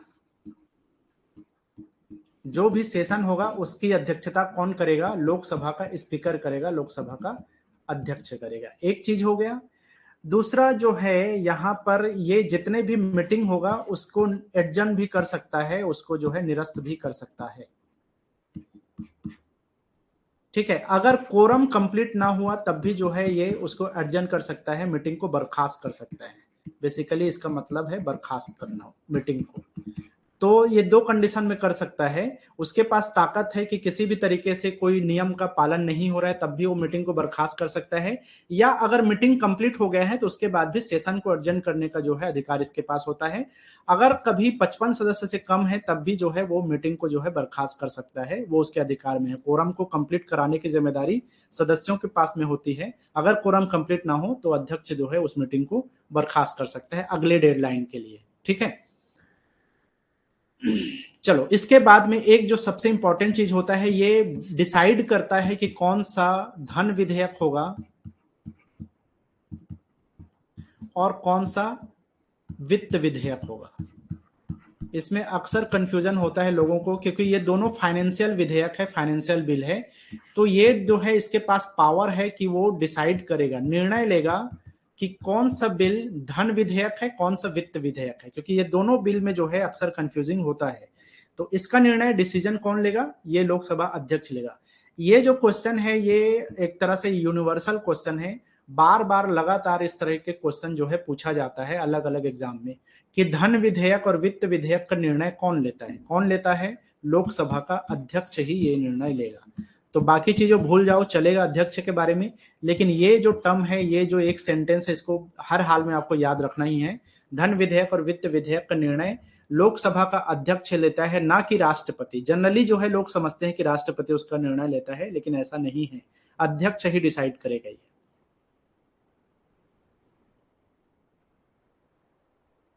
पहला अध्यक्ष, भारत का पहला लोकसभा का अध्यक्ष जीवी मालवंकर। मैंने आप लोग को फर्स्ट इन इंडिया वाले केस में इसके बारे में बात किया था। जीवी मालवंकर कौन थे? भारत के पहले लोकसभा अध्यक्ष। भारत की पहली महिला लोकसभा अध्यक्ष कौन थी? मीरा कुमार। तो मीरा कुमार जो है भारत की पहली लोकसभा की महिला अध्यक्ष थी। वर्तमान में कौन अध्यक्ष हैं लोकसभा के? उनका नाम है ओम बिड़ला। तो ओम बिड़ला जो है वर्तमान में भारत के लोकसभा के अध्यक्ष हैं। तो ये हो गया कंप्लीट बात लोकसभा के बारे में, जितने भी इंपॉर्टेंट चीजें हैं वो। राज्यसभा की अगर हम बात करें तो क्या क्या चीजें हैं जो याद रखा जा सकता है? एक तो याद रखना है, इसको पहले हाउस ऑफ स्टेट कहा जाता था। इसका पहले नाम क्या था? हाउस ऑफ स्टेट था। बाद में जो है इसका नाम को 1954 में चेंज करके इसका नाम राज्यसभा रखा गया। पहले इसको हाउस ऑफ स्टेट या फिर इसको काउंसिल ऑफ स्टेट या फिर स्टेट काउंसिल के नाम से भी जाना जाता था, है ना। अब जो है इसका फॉर्मेशन 1952 में जब लोकसभा का फॉर्मेशन हुआ, उसी टाइम की बात है ये भी। तो उसको उस टाइम में काउंसिल ऑफ स्टेट कहा जाता था, या स्टेट काउंसिल या हाउस ऑफ स्टेट कह दिया जाता था। नाम को 1954 में चेंज करके इसको रख दिया गया लोकसभा, राज्यसभा। तो ज्यादा इसका डेट वेट को याद रखने की जरूरत नहीं है, बस याद रखना है कि इसका नाम चेंज हुआ है एक बार, है ना। टाइटल इसको क्या दिया जाता है? इसको परमानेंट हाउस कहा जाता है, ठीक है। इसको जो है परमानेंट हाउस इसलिए कहा जाता है क्योंकि ये कभी डिसॉल्व नहीं होता, कभी जो है ये भंग नहीं हो सकता। भंग नहीं हो सकता मतलब जैसे लोकसभा क्या होता है, हर 5 साल के बाद में वो भंग कर दिया जाता है, उसको डिसॉल्व कर दिया जाता है। राज्यसभा कभी भी भंग नहीं होता, ये परमानेंट होता है। इसीलिए राज्यसभा को क्या बोला जाता है? स्थायी सदन कहा जाता है, ठीक है। इसके अलावा इसको उच्च सदन के नाम से भी जाना जाता है। लोकसभा निम्न सदन है और राज्यसभा उच्च सदन है, अपर हाउस। अगर हम राज्यसभा के सीट्स के बारे में बात करें तो यहाँ पे 250 मैक्सिमम यहाँ पे सदस्य हो सकते हैं, जो कि बटे हुए हैं। स्टेट से आएंगे ये चुन करके, और यूनियन टेरिटरीज से भी आएंगे, और साथ ही साथ राष्ट्रपति इसमें नॉमिनेशन भी देते हैं 12 लोगों को। तो कुल मिलाकर के कितने सदस्य हो सकते हैं? जैसे कि यहाँ पर टोटल 234 सदस्य आते हैं राज्यों से इलेक्ट होकर के, 4 सदस्य आते हैं केंद्र शासित प्रदेशों से, और 12 सदस्य जो है नॉमिनेट करते हैं राष्ट्रपति के द्वारा। तो देखो नॉमिनेशन लोकसभा में खत्म हुआ है, राज्यसभा में नॉमिनेशन नहीं खत्म हुआ है। ये जो 12 लोग हैं ये अलग अलग फील्ड के हो सकते हैं, आर्ट के फील्ड के हो सकते हैं, है ना, राइटर्स हो सकते हैं, समाज सेवक हो सकते हैं, कोई बेसिकली जो है बहुत सारे समाज में अच्छे काम करने वाले लोगों को रिप्रेजेंट करने के लिए यहाँ पे लाया जाता है नॉमिनेट करके, है ना। तो वो 12 लोगों की संख्या है। ये खास तौर पे याद रखना है, एग्जाम में पूछता है कि कितने लोगों को राष्ट्रपति अपने तरफ से नॉमित करता है, नॉमिनेट करता है राज्यसभा में। अभी वर्तमान में स्टेट की तरफ से सिर्फ 229 लोग जो है इलेक्टेड हैं, मतलब कि जिनको चुन करके लाया है। यहां से 4 लोग बिल्कुल जितना सीट है उतना ही है, और यहां से 12 नॉमिनेशन है तो 12 का 12 सबको जोड़ दिया जाए तो कितना हो जाता है? 245। तो वर्तमान में 543 सदस्य हैं लोकसभा में और 243 सदस्य हैं राज्यसभा में।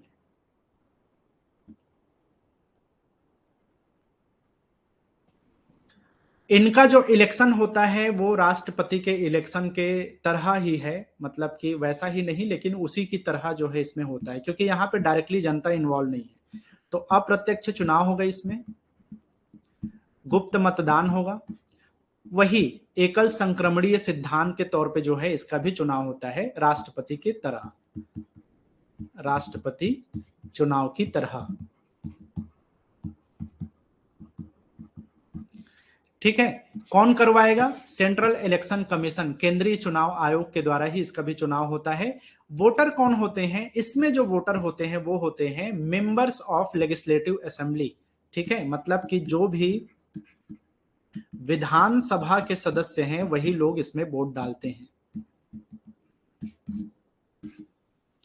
ठीक है, जिनको हम एमएलएस के नाम से जाते हैं, मेंबर ऑफ लेजिस्लेटिव असेंबली जो होते हैं वही लोग जो है इसमें चुनाव में शामिल होते हैं, राष्ट्रपति लोक राज्यसभा के सदस्यों के चुनाव में। कितने साल के होंगे? इसका जो टेन्योर है, ये जो कार्यकाल है, ये 6 सालों का कार्यकाल होता है। 6 साल का कार्यकाल होता है। लेकिन इसमें ध्यान रखना है, क्योंकि ये 6 साल के बाद में डिसॉल्व भी नहीं होता है ना, क्योंकि ऐसा नहीं है कि 6 साल के बाद में ये भंग कर दिया जाएगा। तो मैंने बताया कि ये स्थायी सदन है, तो ये 6 साल तक इसके सदस्यों का कार्यकाल होता है, राज्यसभा का कार्यकाल नहीं। ठीक है, तो समझने की कोशिश करना है। लोकसभा के केस में उसके सदस्य का भी कार्यकाल 5 साल है और लोकसभा का अपना भी कार्यकाल 5 साल में हो जाता है। इसीलिए कभी आप देखे होंगे कि ये इतने नंबर का लोकसभा है, ऐसा करके भी आता है। ठीक है, तो यहाँ पर राज्यसभा जब से बना हुआ है तब से वैसा ही वैसा है, कभी भी ये भंग नहीं हुआ है। लेकिन इसके सदस्यों की बात करें तो 6 साल का कार्यकाल होता है, लेकिन हर दूसरे साल में 1/3 जो मेंबर होते हैं, 1/3 जो सदस्य हैं, ये रिटायर हो जाते हैं। ठीक है,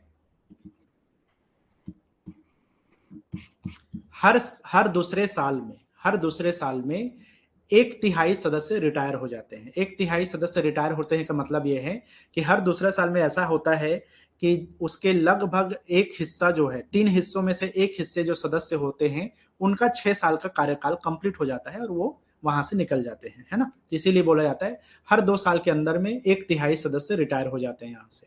लेकिन इसका कार्यकाल कितना होता है? 6 साल का कार्यकाल होता है यहाँ के सदस्यों का। क्वालिफिकेशन की बात करें तो इनमें क्वालिफिकेशन, एक तो नागरिक होना चाहिए भारत का, दूसरा 30 साल का उम्र होना चाहिए। कितने साल? 30 साल का उम्र। बाकी जो है और भी क्वालिफिकेशन है, लेकिन मुख्य तौर पे ये जो है ये चीज याद रखना है। टेन्योर की अगर हम बात करें तो इसके सदस्यों की जो मैं बताया कार्यकाल, वो 6 साल का होता है। ठीक है, अब यहाँ पे सारी चीजें मेंशन किया गया है। राज्यसभा के मेंबर का टेन्योर 6 साल है। राज्यसभा के जो चेयरमैन है उसका 5 साल है, क्योंकि वो कौन है? वो एक्चुअल में भारत का वाइस प्रेसिडेंट है। यहाँ के जो डिप्टी चेयरमैन है उसका भी कार्यकाल 6 साल का होगा, क्योंकि राज्यसभा का सदस्य है। डिप्टी चेयरमैन जो कि वाइस चेयरमैन होता है या उपाध्यक्ष जो होते हैं, हर साल एक पैनल बनाया जाता है, उसमें से कुछ लोग उपाध्यक्षता करते हैं। अगर राष्ट्रपति नहीं है वहां पे, उपराष्ट्रपति अनुपस्थित है, तो वो उसकी अध्यक्षता करेंगे राज्यसभा की। तो उसके लिए एक पैनल बनाया जाता है, वो पैनल वहीं के सदस्य के होते हैं। शपथ किसके द्वारा दिलवाया जाएगा? तो सेम वही प्रोसेस है। चेयरमैन मतलब उपराष्ट्रपति के द्वारा शपथ दिलवाया जाएगा, वाइस प्रेसिडेंट के द्वारा शपथ दिलवाया जाएगा। उसके बाद में अगर नहीं है, वाइस प्रेसिडेंट अनुपस्थित है, तब जो है यहाँ पर जो भी यहाँ के डिप्टी चेयरमैन होंगे उसके द्वारा होगा। मतलब कि जो भी पैनल बनाया जाता है ना, उस पैनल में जो सदस्य होंगे वाइस चेयरमैन का या डिप्टी चेयरमैन का, तो उनके द्वारा जो है ये शपथ दिलवाया जाएगा। अगर ये भी नहीं है तब जो है राष्ट्रपति के द्वारा जो है वो किया जाता है। अगर मान लो स्पीकर भी नहीं है, डिप्टी स्पीकर भी नहीं है, then the president to newly elected MPs under the by election. अब यहाँ पे स्पीकर नहीं बोलना चाहिए, यहाँ पे चेयरमैन बोलना चाहिए, है ना। डेप्यूटी चेयरमैन और चेयरमैन, अगर ये दोनों अनुपस्थित हैं तब जाके राष्ट्रपति के द्वारा ये शपथ दिलवाया जाता है। कोरम का वही केस है, 1/10 लोग जो है होने चाहिए।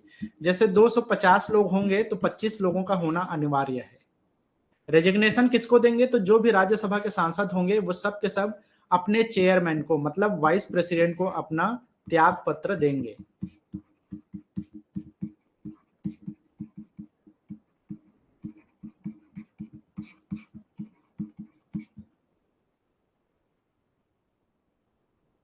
अभी वर्तमान में जो हमारे राज्यसभा के उप चेयरमैन मतलब कि चेयरमैन है उपराष्ट्रपति, वो हैं जगदीप धनखड़। तो इनके बारे में मैंने सारा चीज पहले से ही बता दिया है, तो यहाँ पे आपको ज्यादा कुछ समझने की जरूरत नहीं है।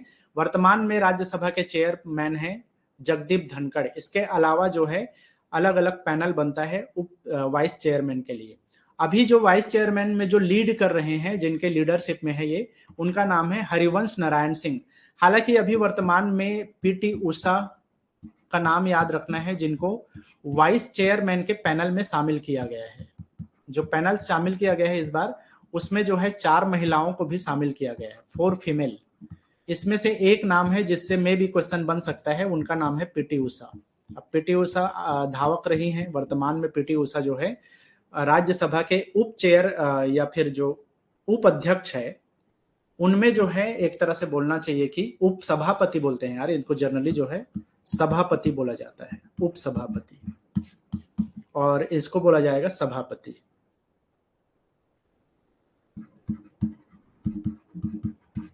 जैसे लोकसभा के केस में अध्यक्ष अध्यक्ष शब्द आता है ना, यहाँ पे सभापति और उप सभापति शब्द यूज किया जाता है हिंदी की अगर हम बात करें तो पीटी उषा को जो है उप सभापति के पैनल में शामिल किया गया है।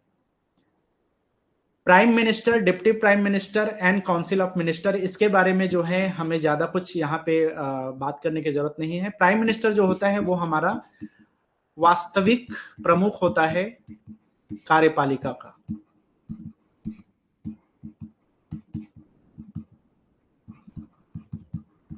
ठीक है, तो कार्यपालिका का वास्तविक प्रधानमंत्री, वास्तविक प्रमुख कौन है? प्रधानमंत्री ही है। वो जो है शासन का जो है प्रमुख होता है, शासन का प्रमुख कौन? प्रधानमंत्री। ठीक है, जो भी हमारा मंत्रिमंडल है उसका भी प्रमुख कौन होता है? प्रधानमंत्री ही होता है।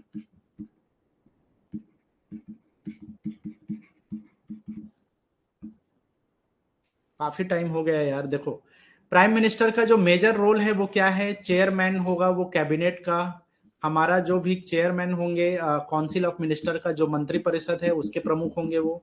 ये सारा चीज क्वेश्चन पूछता है। मंत्री परिषद के प्रमुख, मंत्रिमंडल के प्रमुख, किसके किसके प्रमुख? मंत्रिमंडल के प्रमुख, मंत्री परिषद के प्रमुख, शासन के प्रमुख, मतलब कि जो भी हमारा गवर्नेंस है उसका प्रमुख होगा वो। इसके अलावा जो है जो भी डिपार्टमेंट दूसरे मंत्री के पास नहीं है वो सब डिपार्टमेंट उनके पास में आता है। वो राष्ट्र का भी प्रमुख होता है, लीडर होता है राष्ट्र का। इसके अलावा लोगों का भी प्रमुख होता है, आम जो लोग हैं उनका प्रमुख है वो। साथ ही साथ जो है वो लोकसभा का भी प्रमुख होता है, लोकसभा का भी वो लीडर होता है ना। ये सारी चीजें हैं प्रधानमंत्री से रिलेटेड।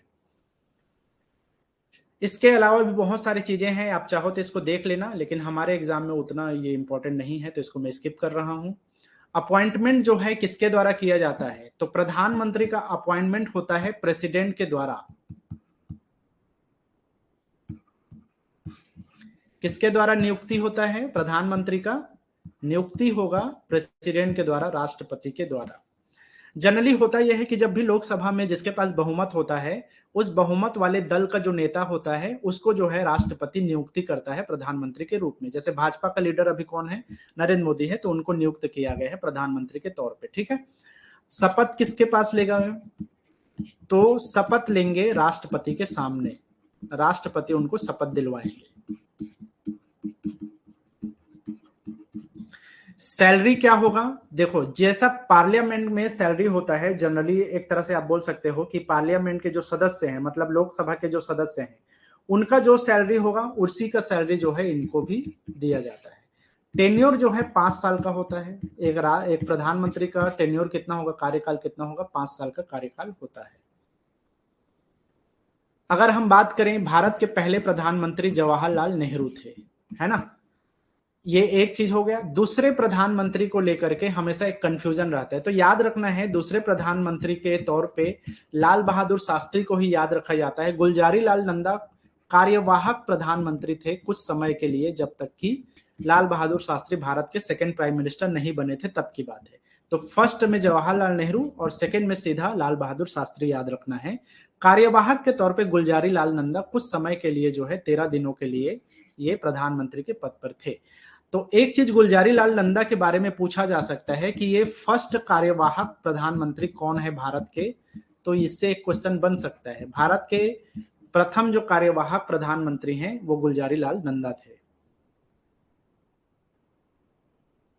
इसके अलावा भारत की पहली महिला जो प्रधानमंत्री हैं वो हैं प्राइम मिनिस्टर इंदिरा गांधी। तो ये फर्स्ट जो है महिला प्रधानमंत्री के तौर पे चुनी गई थी।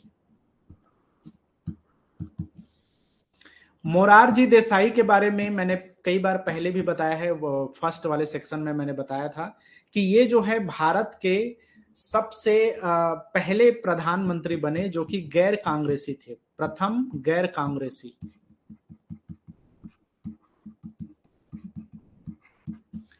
ठीक है। चौधरी चरण सिंह के बारे में मैंने बोला था कि ये पहले प्रधानमंत्री थे जिन्होंने लोकसभा को फेस नहीं किया, लोकसभा में प्रस्तुत नहीं हुए।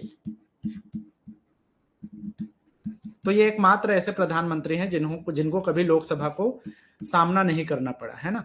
अच्छा, मोरारजी देसाई के बारे में वयोवृद्ध के नाम से भी इनको जाना जाता है। वयोवृद्ध का मतलब है सबसे अधिक उम्र के ये प्रधानमंत्री थे, जो 81 साल के उम्र में प्रधानमंत्री बने थे, है ना। नॉन कांग्रेसी का, गैर कांग्रेसी का मतलब वही है, आप लोग जानते ही हो, मैंने उस टाइम में बताया भी था कि जो कांग्रेस को बिलोंग नहीं करते थे, जनता दल के ये प्रधानमंत्री थे, जनता दल पार्टी के।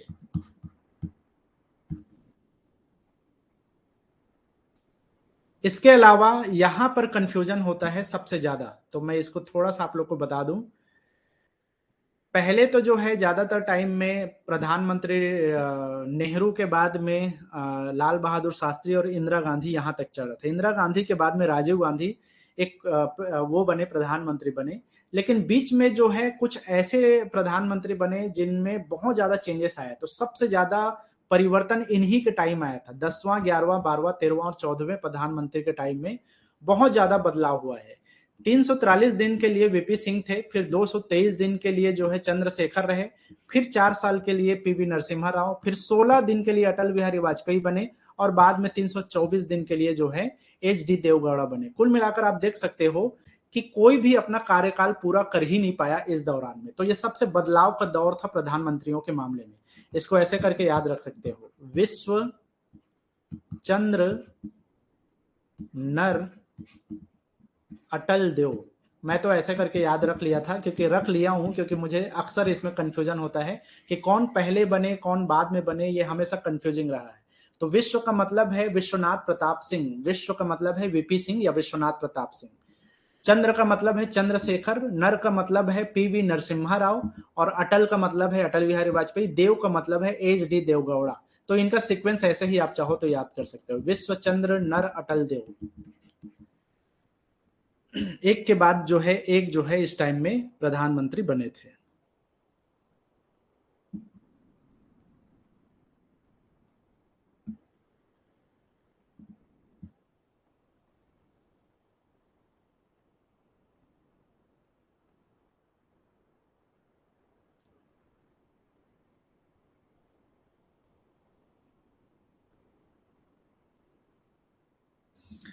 क्या बोल रहे हो, सबसे कम समय के लिए भी?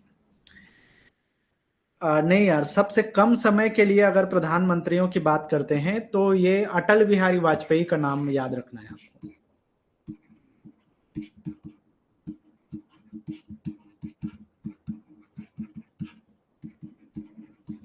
अटल बिहारी वाजपेयी एक पूर्णकालिक प्रधानमंत्री थे, ये कार्यवाहक प्रधानमंत्री नहीं थे। कंप्लीट रूप से इनको प्राइम मिनिस्टर चुना गया था, लेकिन बहुमत साबित नहीं कर पाए, जिसकी वजह से इनको जो है त्याग पत्र देना पड़ा था उस टाइम में। और ये सिर्फ 16 दिनों के लिए ही प्रधानमंत्री बने रहे थे, प्रधानमंत्री के पद में। तो ये पीएम फॉर शॉर्टेस्ट टेन्योर में जो है अटल बिहारी वाजपेयी का नाम याद रखना है। ये सिर्फ 16 दिनों के लिए प्रधानमंत्री थे, ठीक है। और रही बात अगर हम चौधरी चरण सिंह की बात करते हैं, तो वो जो है उस टाइम में 170 दिनों के लिए आसपास जो है वो प्रधानमंत्री रहे थे, ठीक है। एक्टिंग प्राइम मिनिस्टर में गुलजारी लाल नंदा थे, जो कि वो सिर्फ 13 दिनों के लिए प्रधान, लेकिन वो कार्यवाहक है। रियल में जो एक पूर्णकालिक प्रधानमंत्री जिसने अपने पार्टी को जो है लीड किया है, उसके हिसाब से देखा जाए तो अटल बिहारी वाजपेयी जो है सबसे कम समय के लिए प्रधानमंत्री थे। उस टाइम की बात है, बाद में वो वापस पूर्णकालिक प्रधानमंत्री बन गए थे 1998 से 2004 के बीच में, ठीक है। तो उस टाइम में तो ये कंप्लीट जो है प्रधानमंत्री रहे थे। और एक चीज याद रखना है, first non Congress PM who completed a full term, ये चीज ये भी है। इसके पहले जो भी प्रधानमंत्री रहे वो गैर कांग्रेसी की, अगर जनता दल की बात करें मोरारजी देसाई, तो वो अपना कार्यकाल कंप्लीट नहीं कर पाए थे। उसके पहले जितने भी प्रधानमंत्री 5 साल के लिए बने वो सब कांग्रेस से थे, लेकिन अटल बिहारी वाजपेयी पहले ऐसे प्रधानमंत्री थे जो कि कांग्रेस के नहीं थे, जो भारतीय जनता पार्टी के थे, और फिर भी उन्होंने 5 साल का अपना टेन्योर कंप्लीट किया था। ठीक है, इसके बाद वापस मनमोहन सिंह बने और वर्तमान में नरेंद्र मोदी हैं। तो नरेंद्र मोदी जो है अभी तक जो है प्रधानमंत्री के पद पे हैं, दूसरा कार्यकाल इनका चल रहा है। तो ये ऐसे चौथे प्राइम मिनिस्टर हैं, ये फोर्थ प्राइम मिनिस्टर हैं जिन्होंने 2 लगातार कार्यकाल इनको मिला है, लगातार कार्यकाल।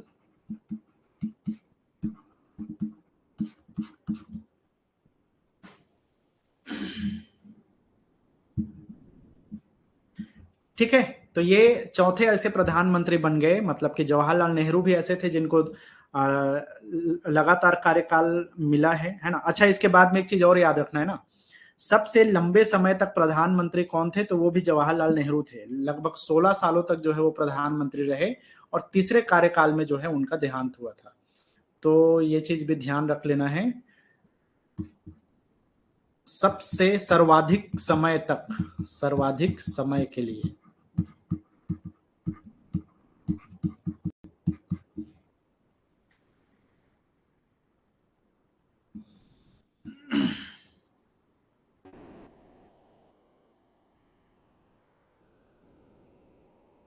अब ये जितना चीजें मैंने प्रधानमंत्री के बारे में बताया था, ये सब आपका डेमोक्रेसी तो है, लेकिन ये सारा सारा आपका स्टैटिक जीके का पोर्शन है जिसमें अक्सर एग्जाम वगैरह में पूछता है।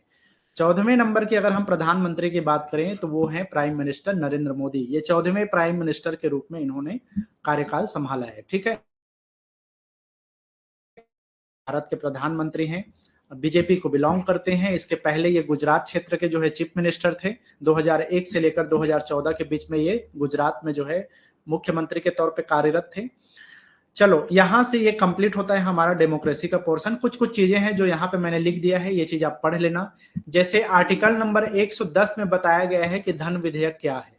आर्टिकल नंबर 117 में बताया गया है कि वित्त विधेयक क्या है। जैसे कि मैंने कहा कि दोनों में कंफ्यूजन होता है, तो ये आर्टिकल नंबर इसको क्लैरिफाई करता है कि धन विधेयक क्या होगा और वित्त विधेयक क्या होगा, और इसका डिसीजन कौन लेगा, तो मतलब कि जो भी वो है, क्या बोलते हैं, उप स्पीकर है लोकसभा के, वो निर्णय लेंगे। साधारण जो विधेयक जो शामिल, मतलब ऑर्डिनेंस जो पास करते हैं राष्ट्रपति के द्वारा, अध्यादेश, तो ये जो अध्यादेश पास करने की जो पावर है राष्ट्रपति के पास, वो आर्टिकल नंबर 123 में मेंशन किया गया है। सुप्रीम कोर्ट के बारे में जो भी नियम कानून है वो आर्टिकल नंबर 124 में है, और हाई कोर्ट के बारे में जो भी कानून है वो आर्टिकल नंबर 214 में है। आप पाओगे कि 1, 2, 4, 2 और 1 को रिप्लेस कर दोगे तो हाई कोर्ट बन जाता है। इसको ऐसे करके याद रख सकते हो आप चाहो तो। 123 तक तो राष्ट्रपति, प्रेसिडेंट, इन सब के बारे में बताया गया है, लेकिन 124वां नंबर का जो अनुच्छेद है वो सुप्रीम कोर्ट के बारे में बात करता है। यहाँ पे सुप्रीम कोर्ट की बात हो रही है ना, सुप्रीम कोर्ट।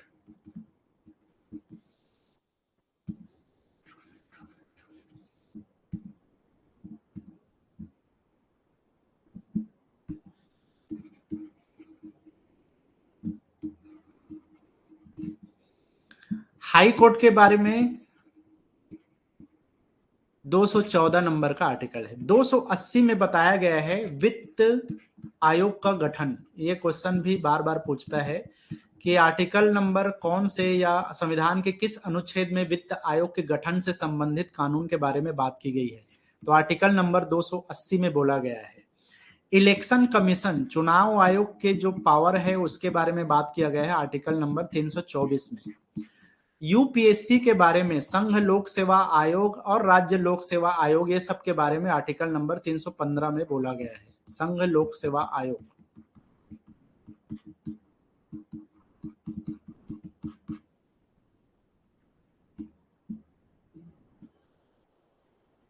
ठीक है, 368 नंबर के कॉन्स्टिट्यूशनल अमेंडमेंट के बारे में 368 नंबर के अनुच्छेद में बताया गया है संविधान संशोधन कैसे होगा, क्या प्रोसेस होगा,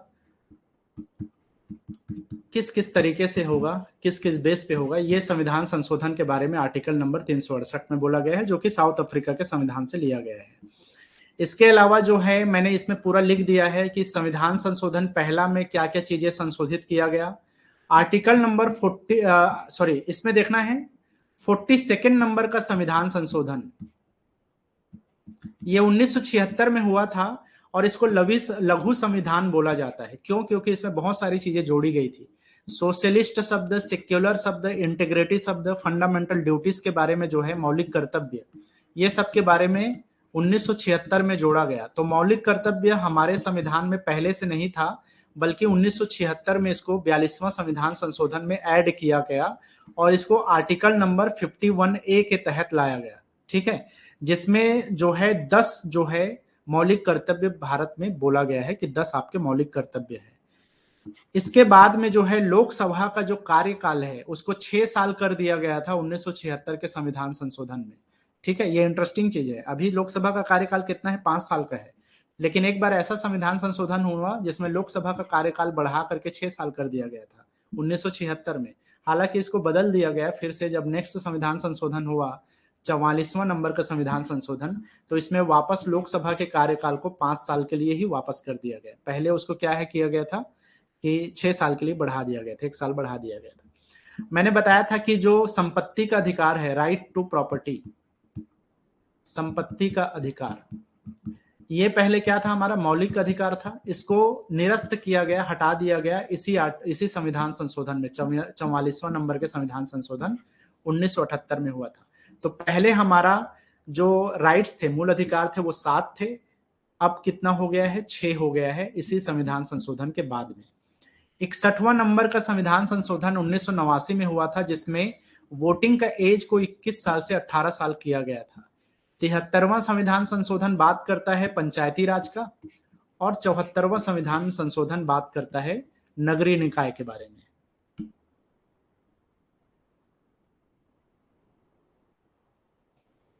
100वां नंबर का संविधान संशोधन बार बार पूछता है कि बताइए भारतीय संविधान में 100वां नंबर का संविधान संशोधन कब हुआ? तो यह हुआ था 2015 में।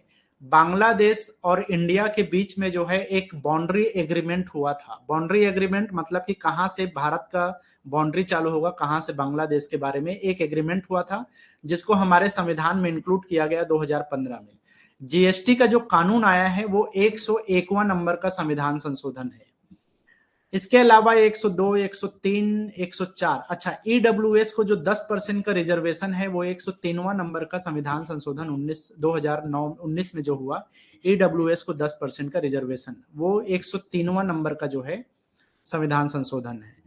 मैंने अभी बताया था कि जो नॉमिनेशन एंग्लो इंडियन को दिया जाता था राष्ट्रपति के बाद में, लोकसभा में 2 लोगों को चुना जाता था, इसको हटाया गया था 104वां नंबर के संविधान संशोधन 2020 से, है ना। जो लास्ट हमारा संविधान संशोधन हुआ है ओबीसी लिस्ट को लेकर है, 2021 में हुआ, ये 105वां नंबर का संविधान संशोधन है, लेटेस्ट है ये। चलो, यहां से कंप्लीट होता है हमारा ये क्लास।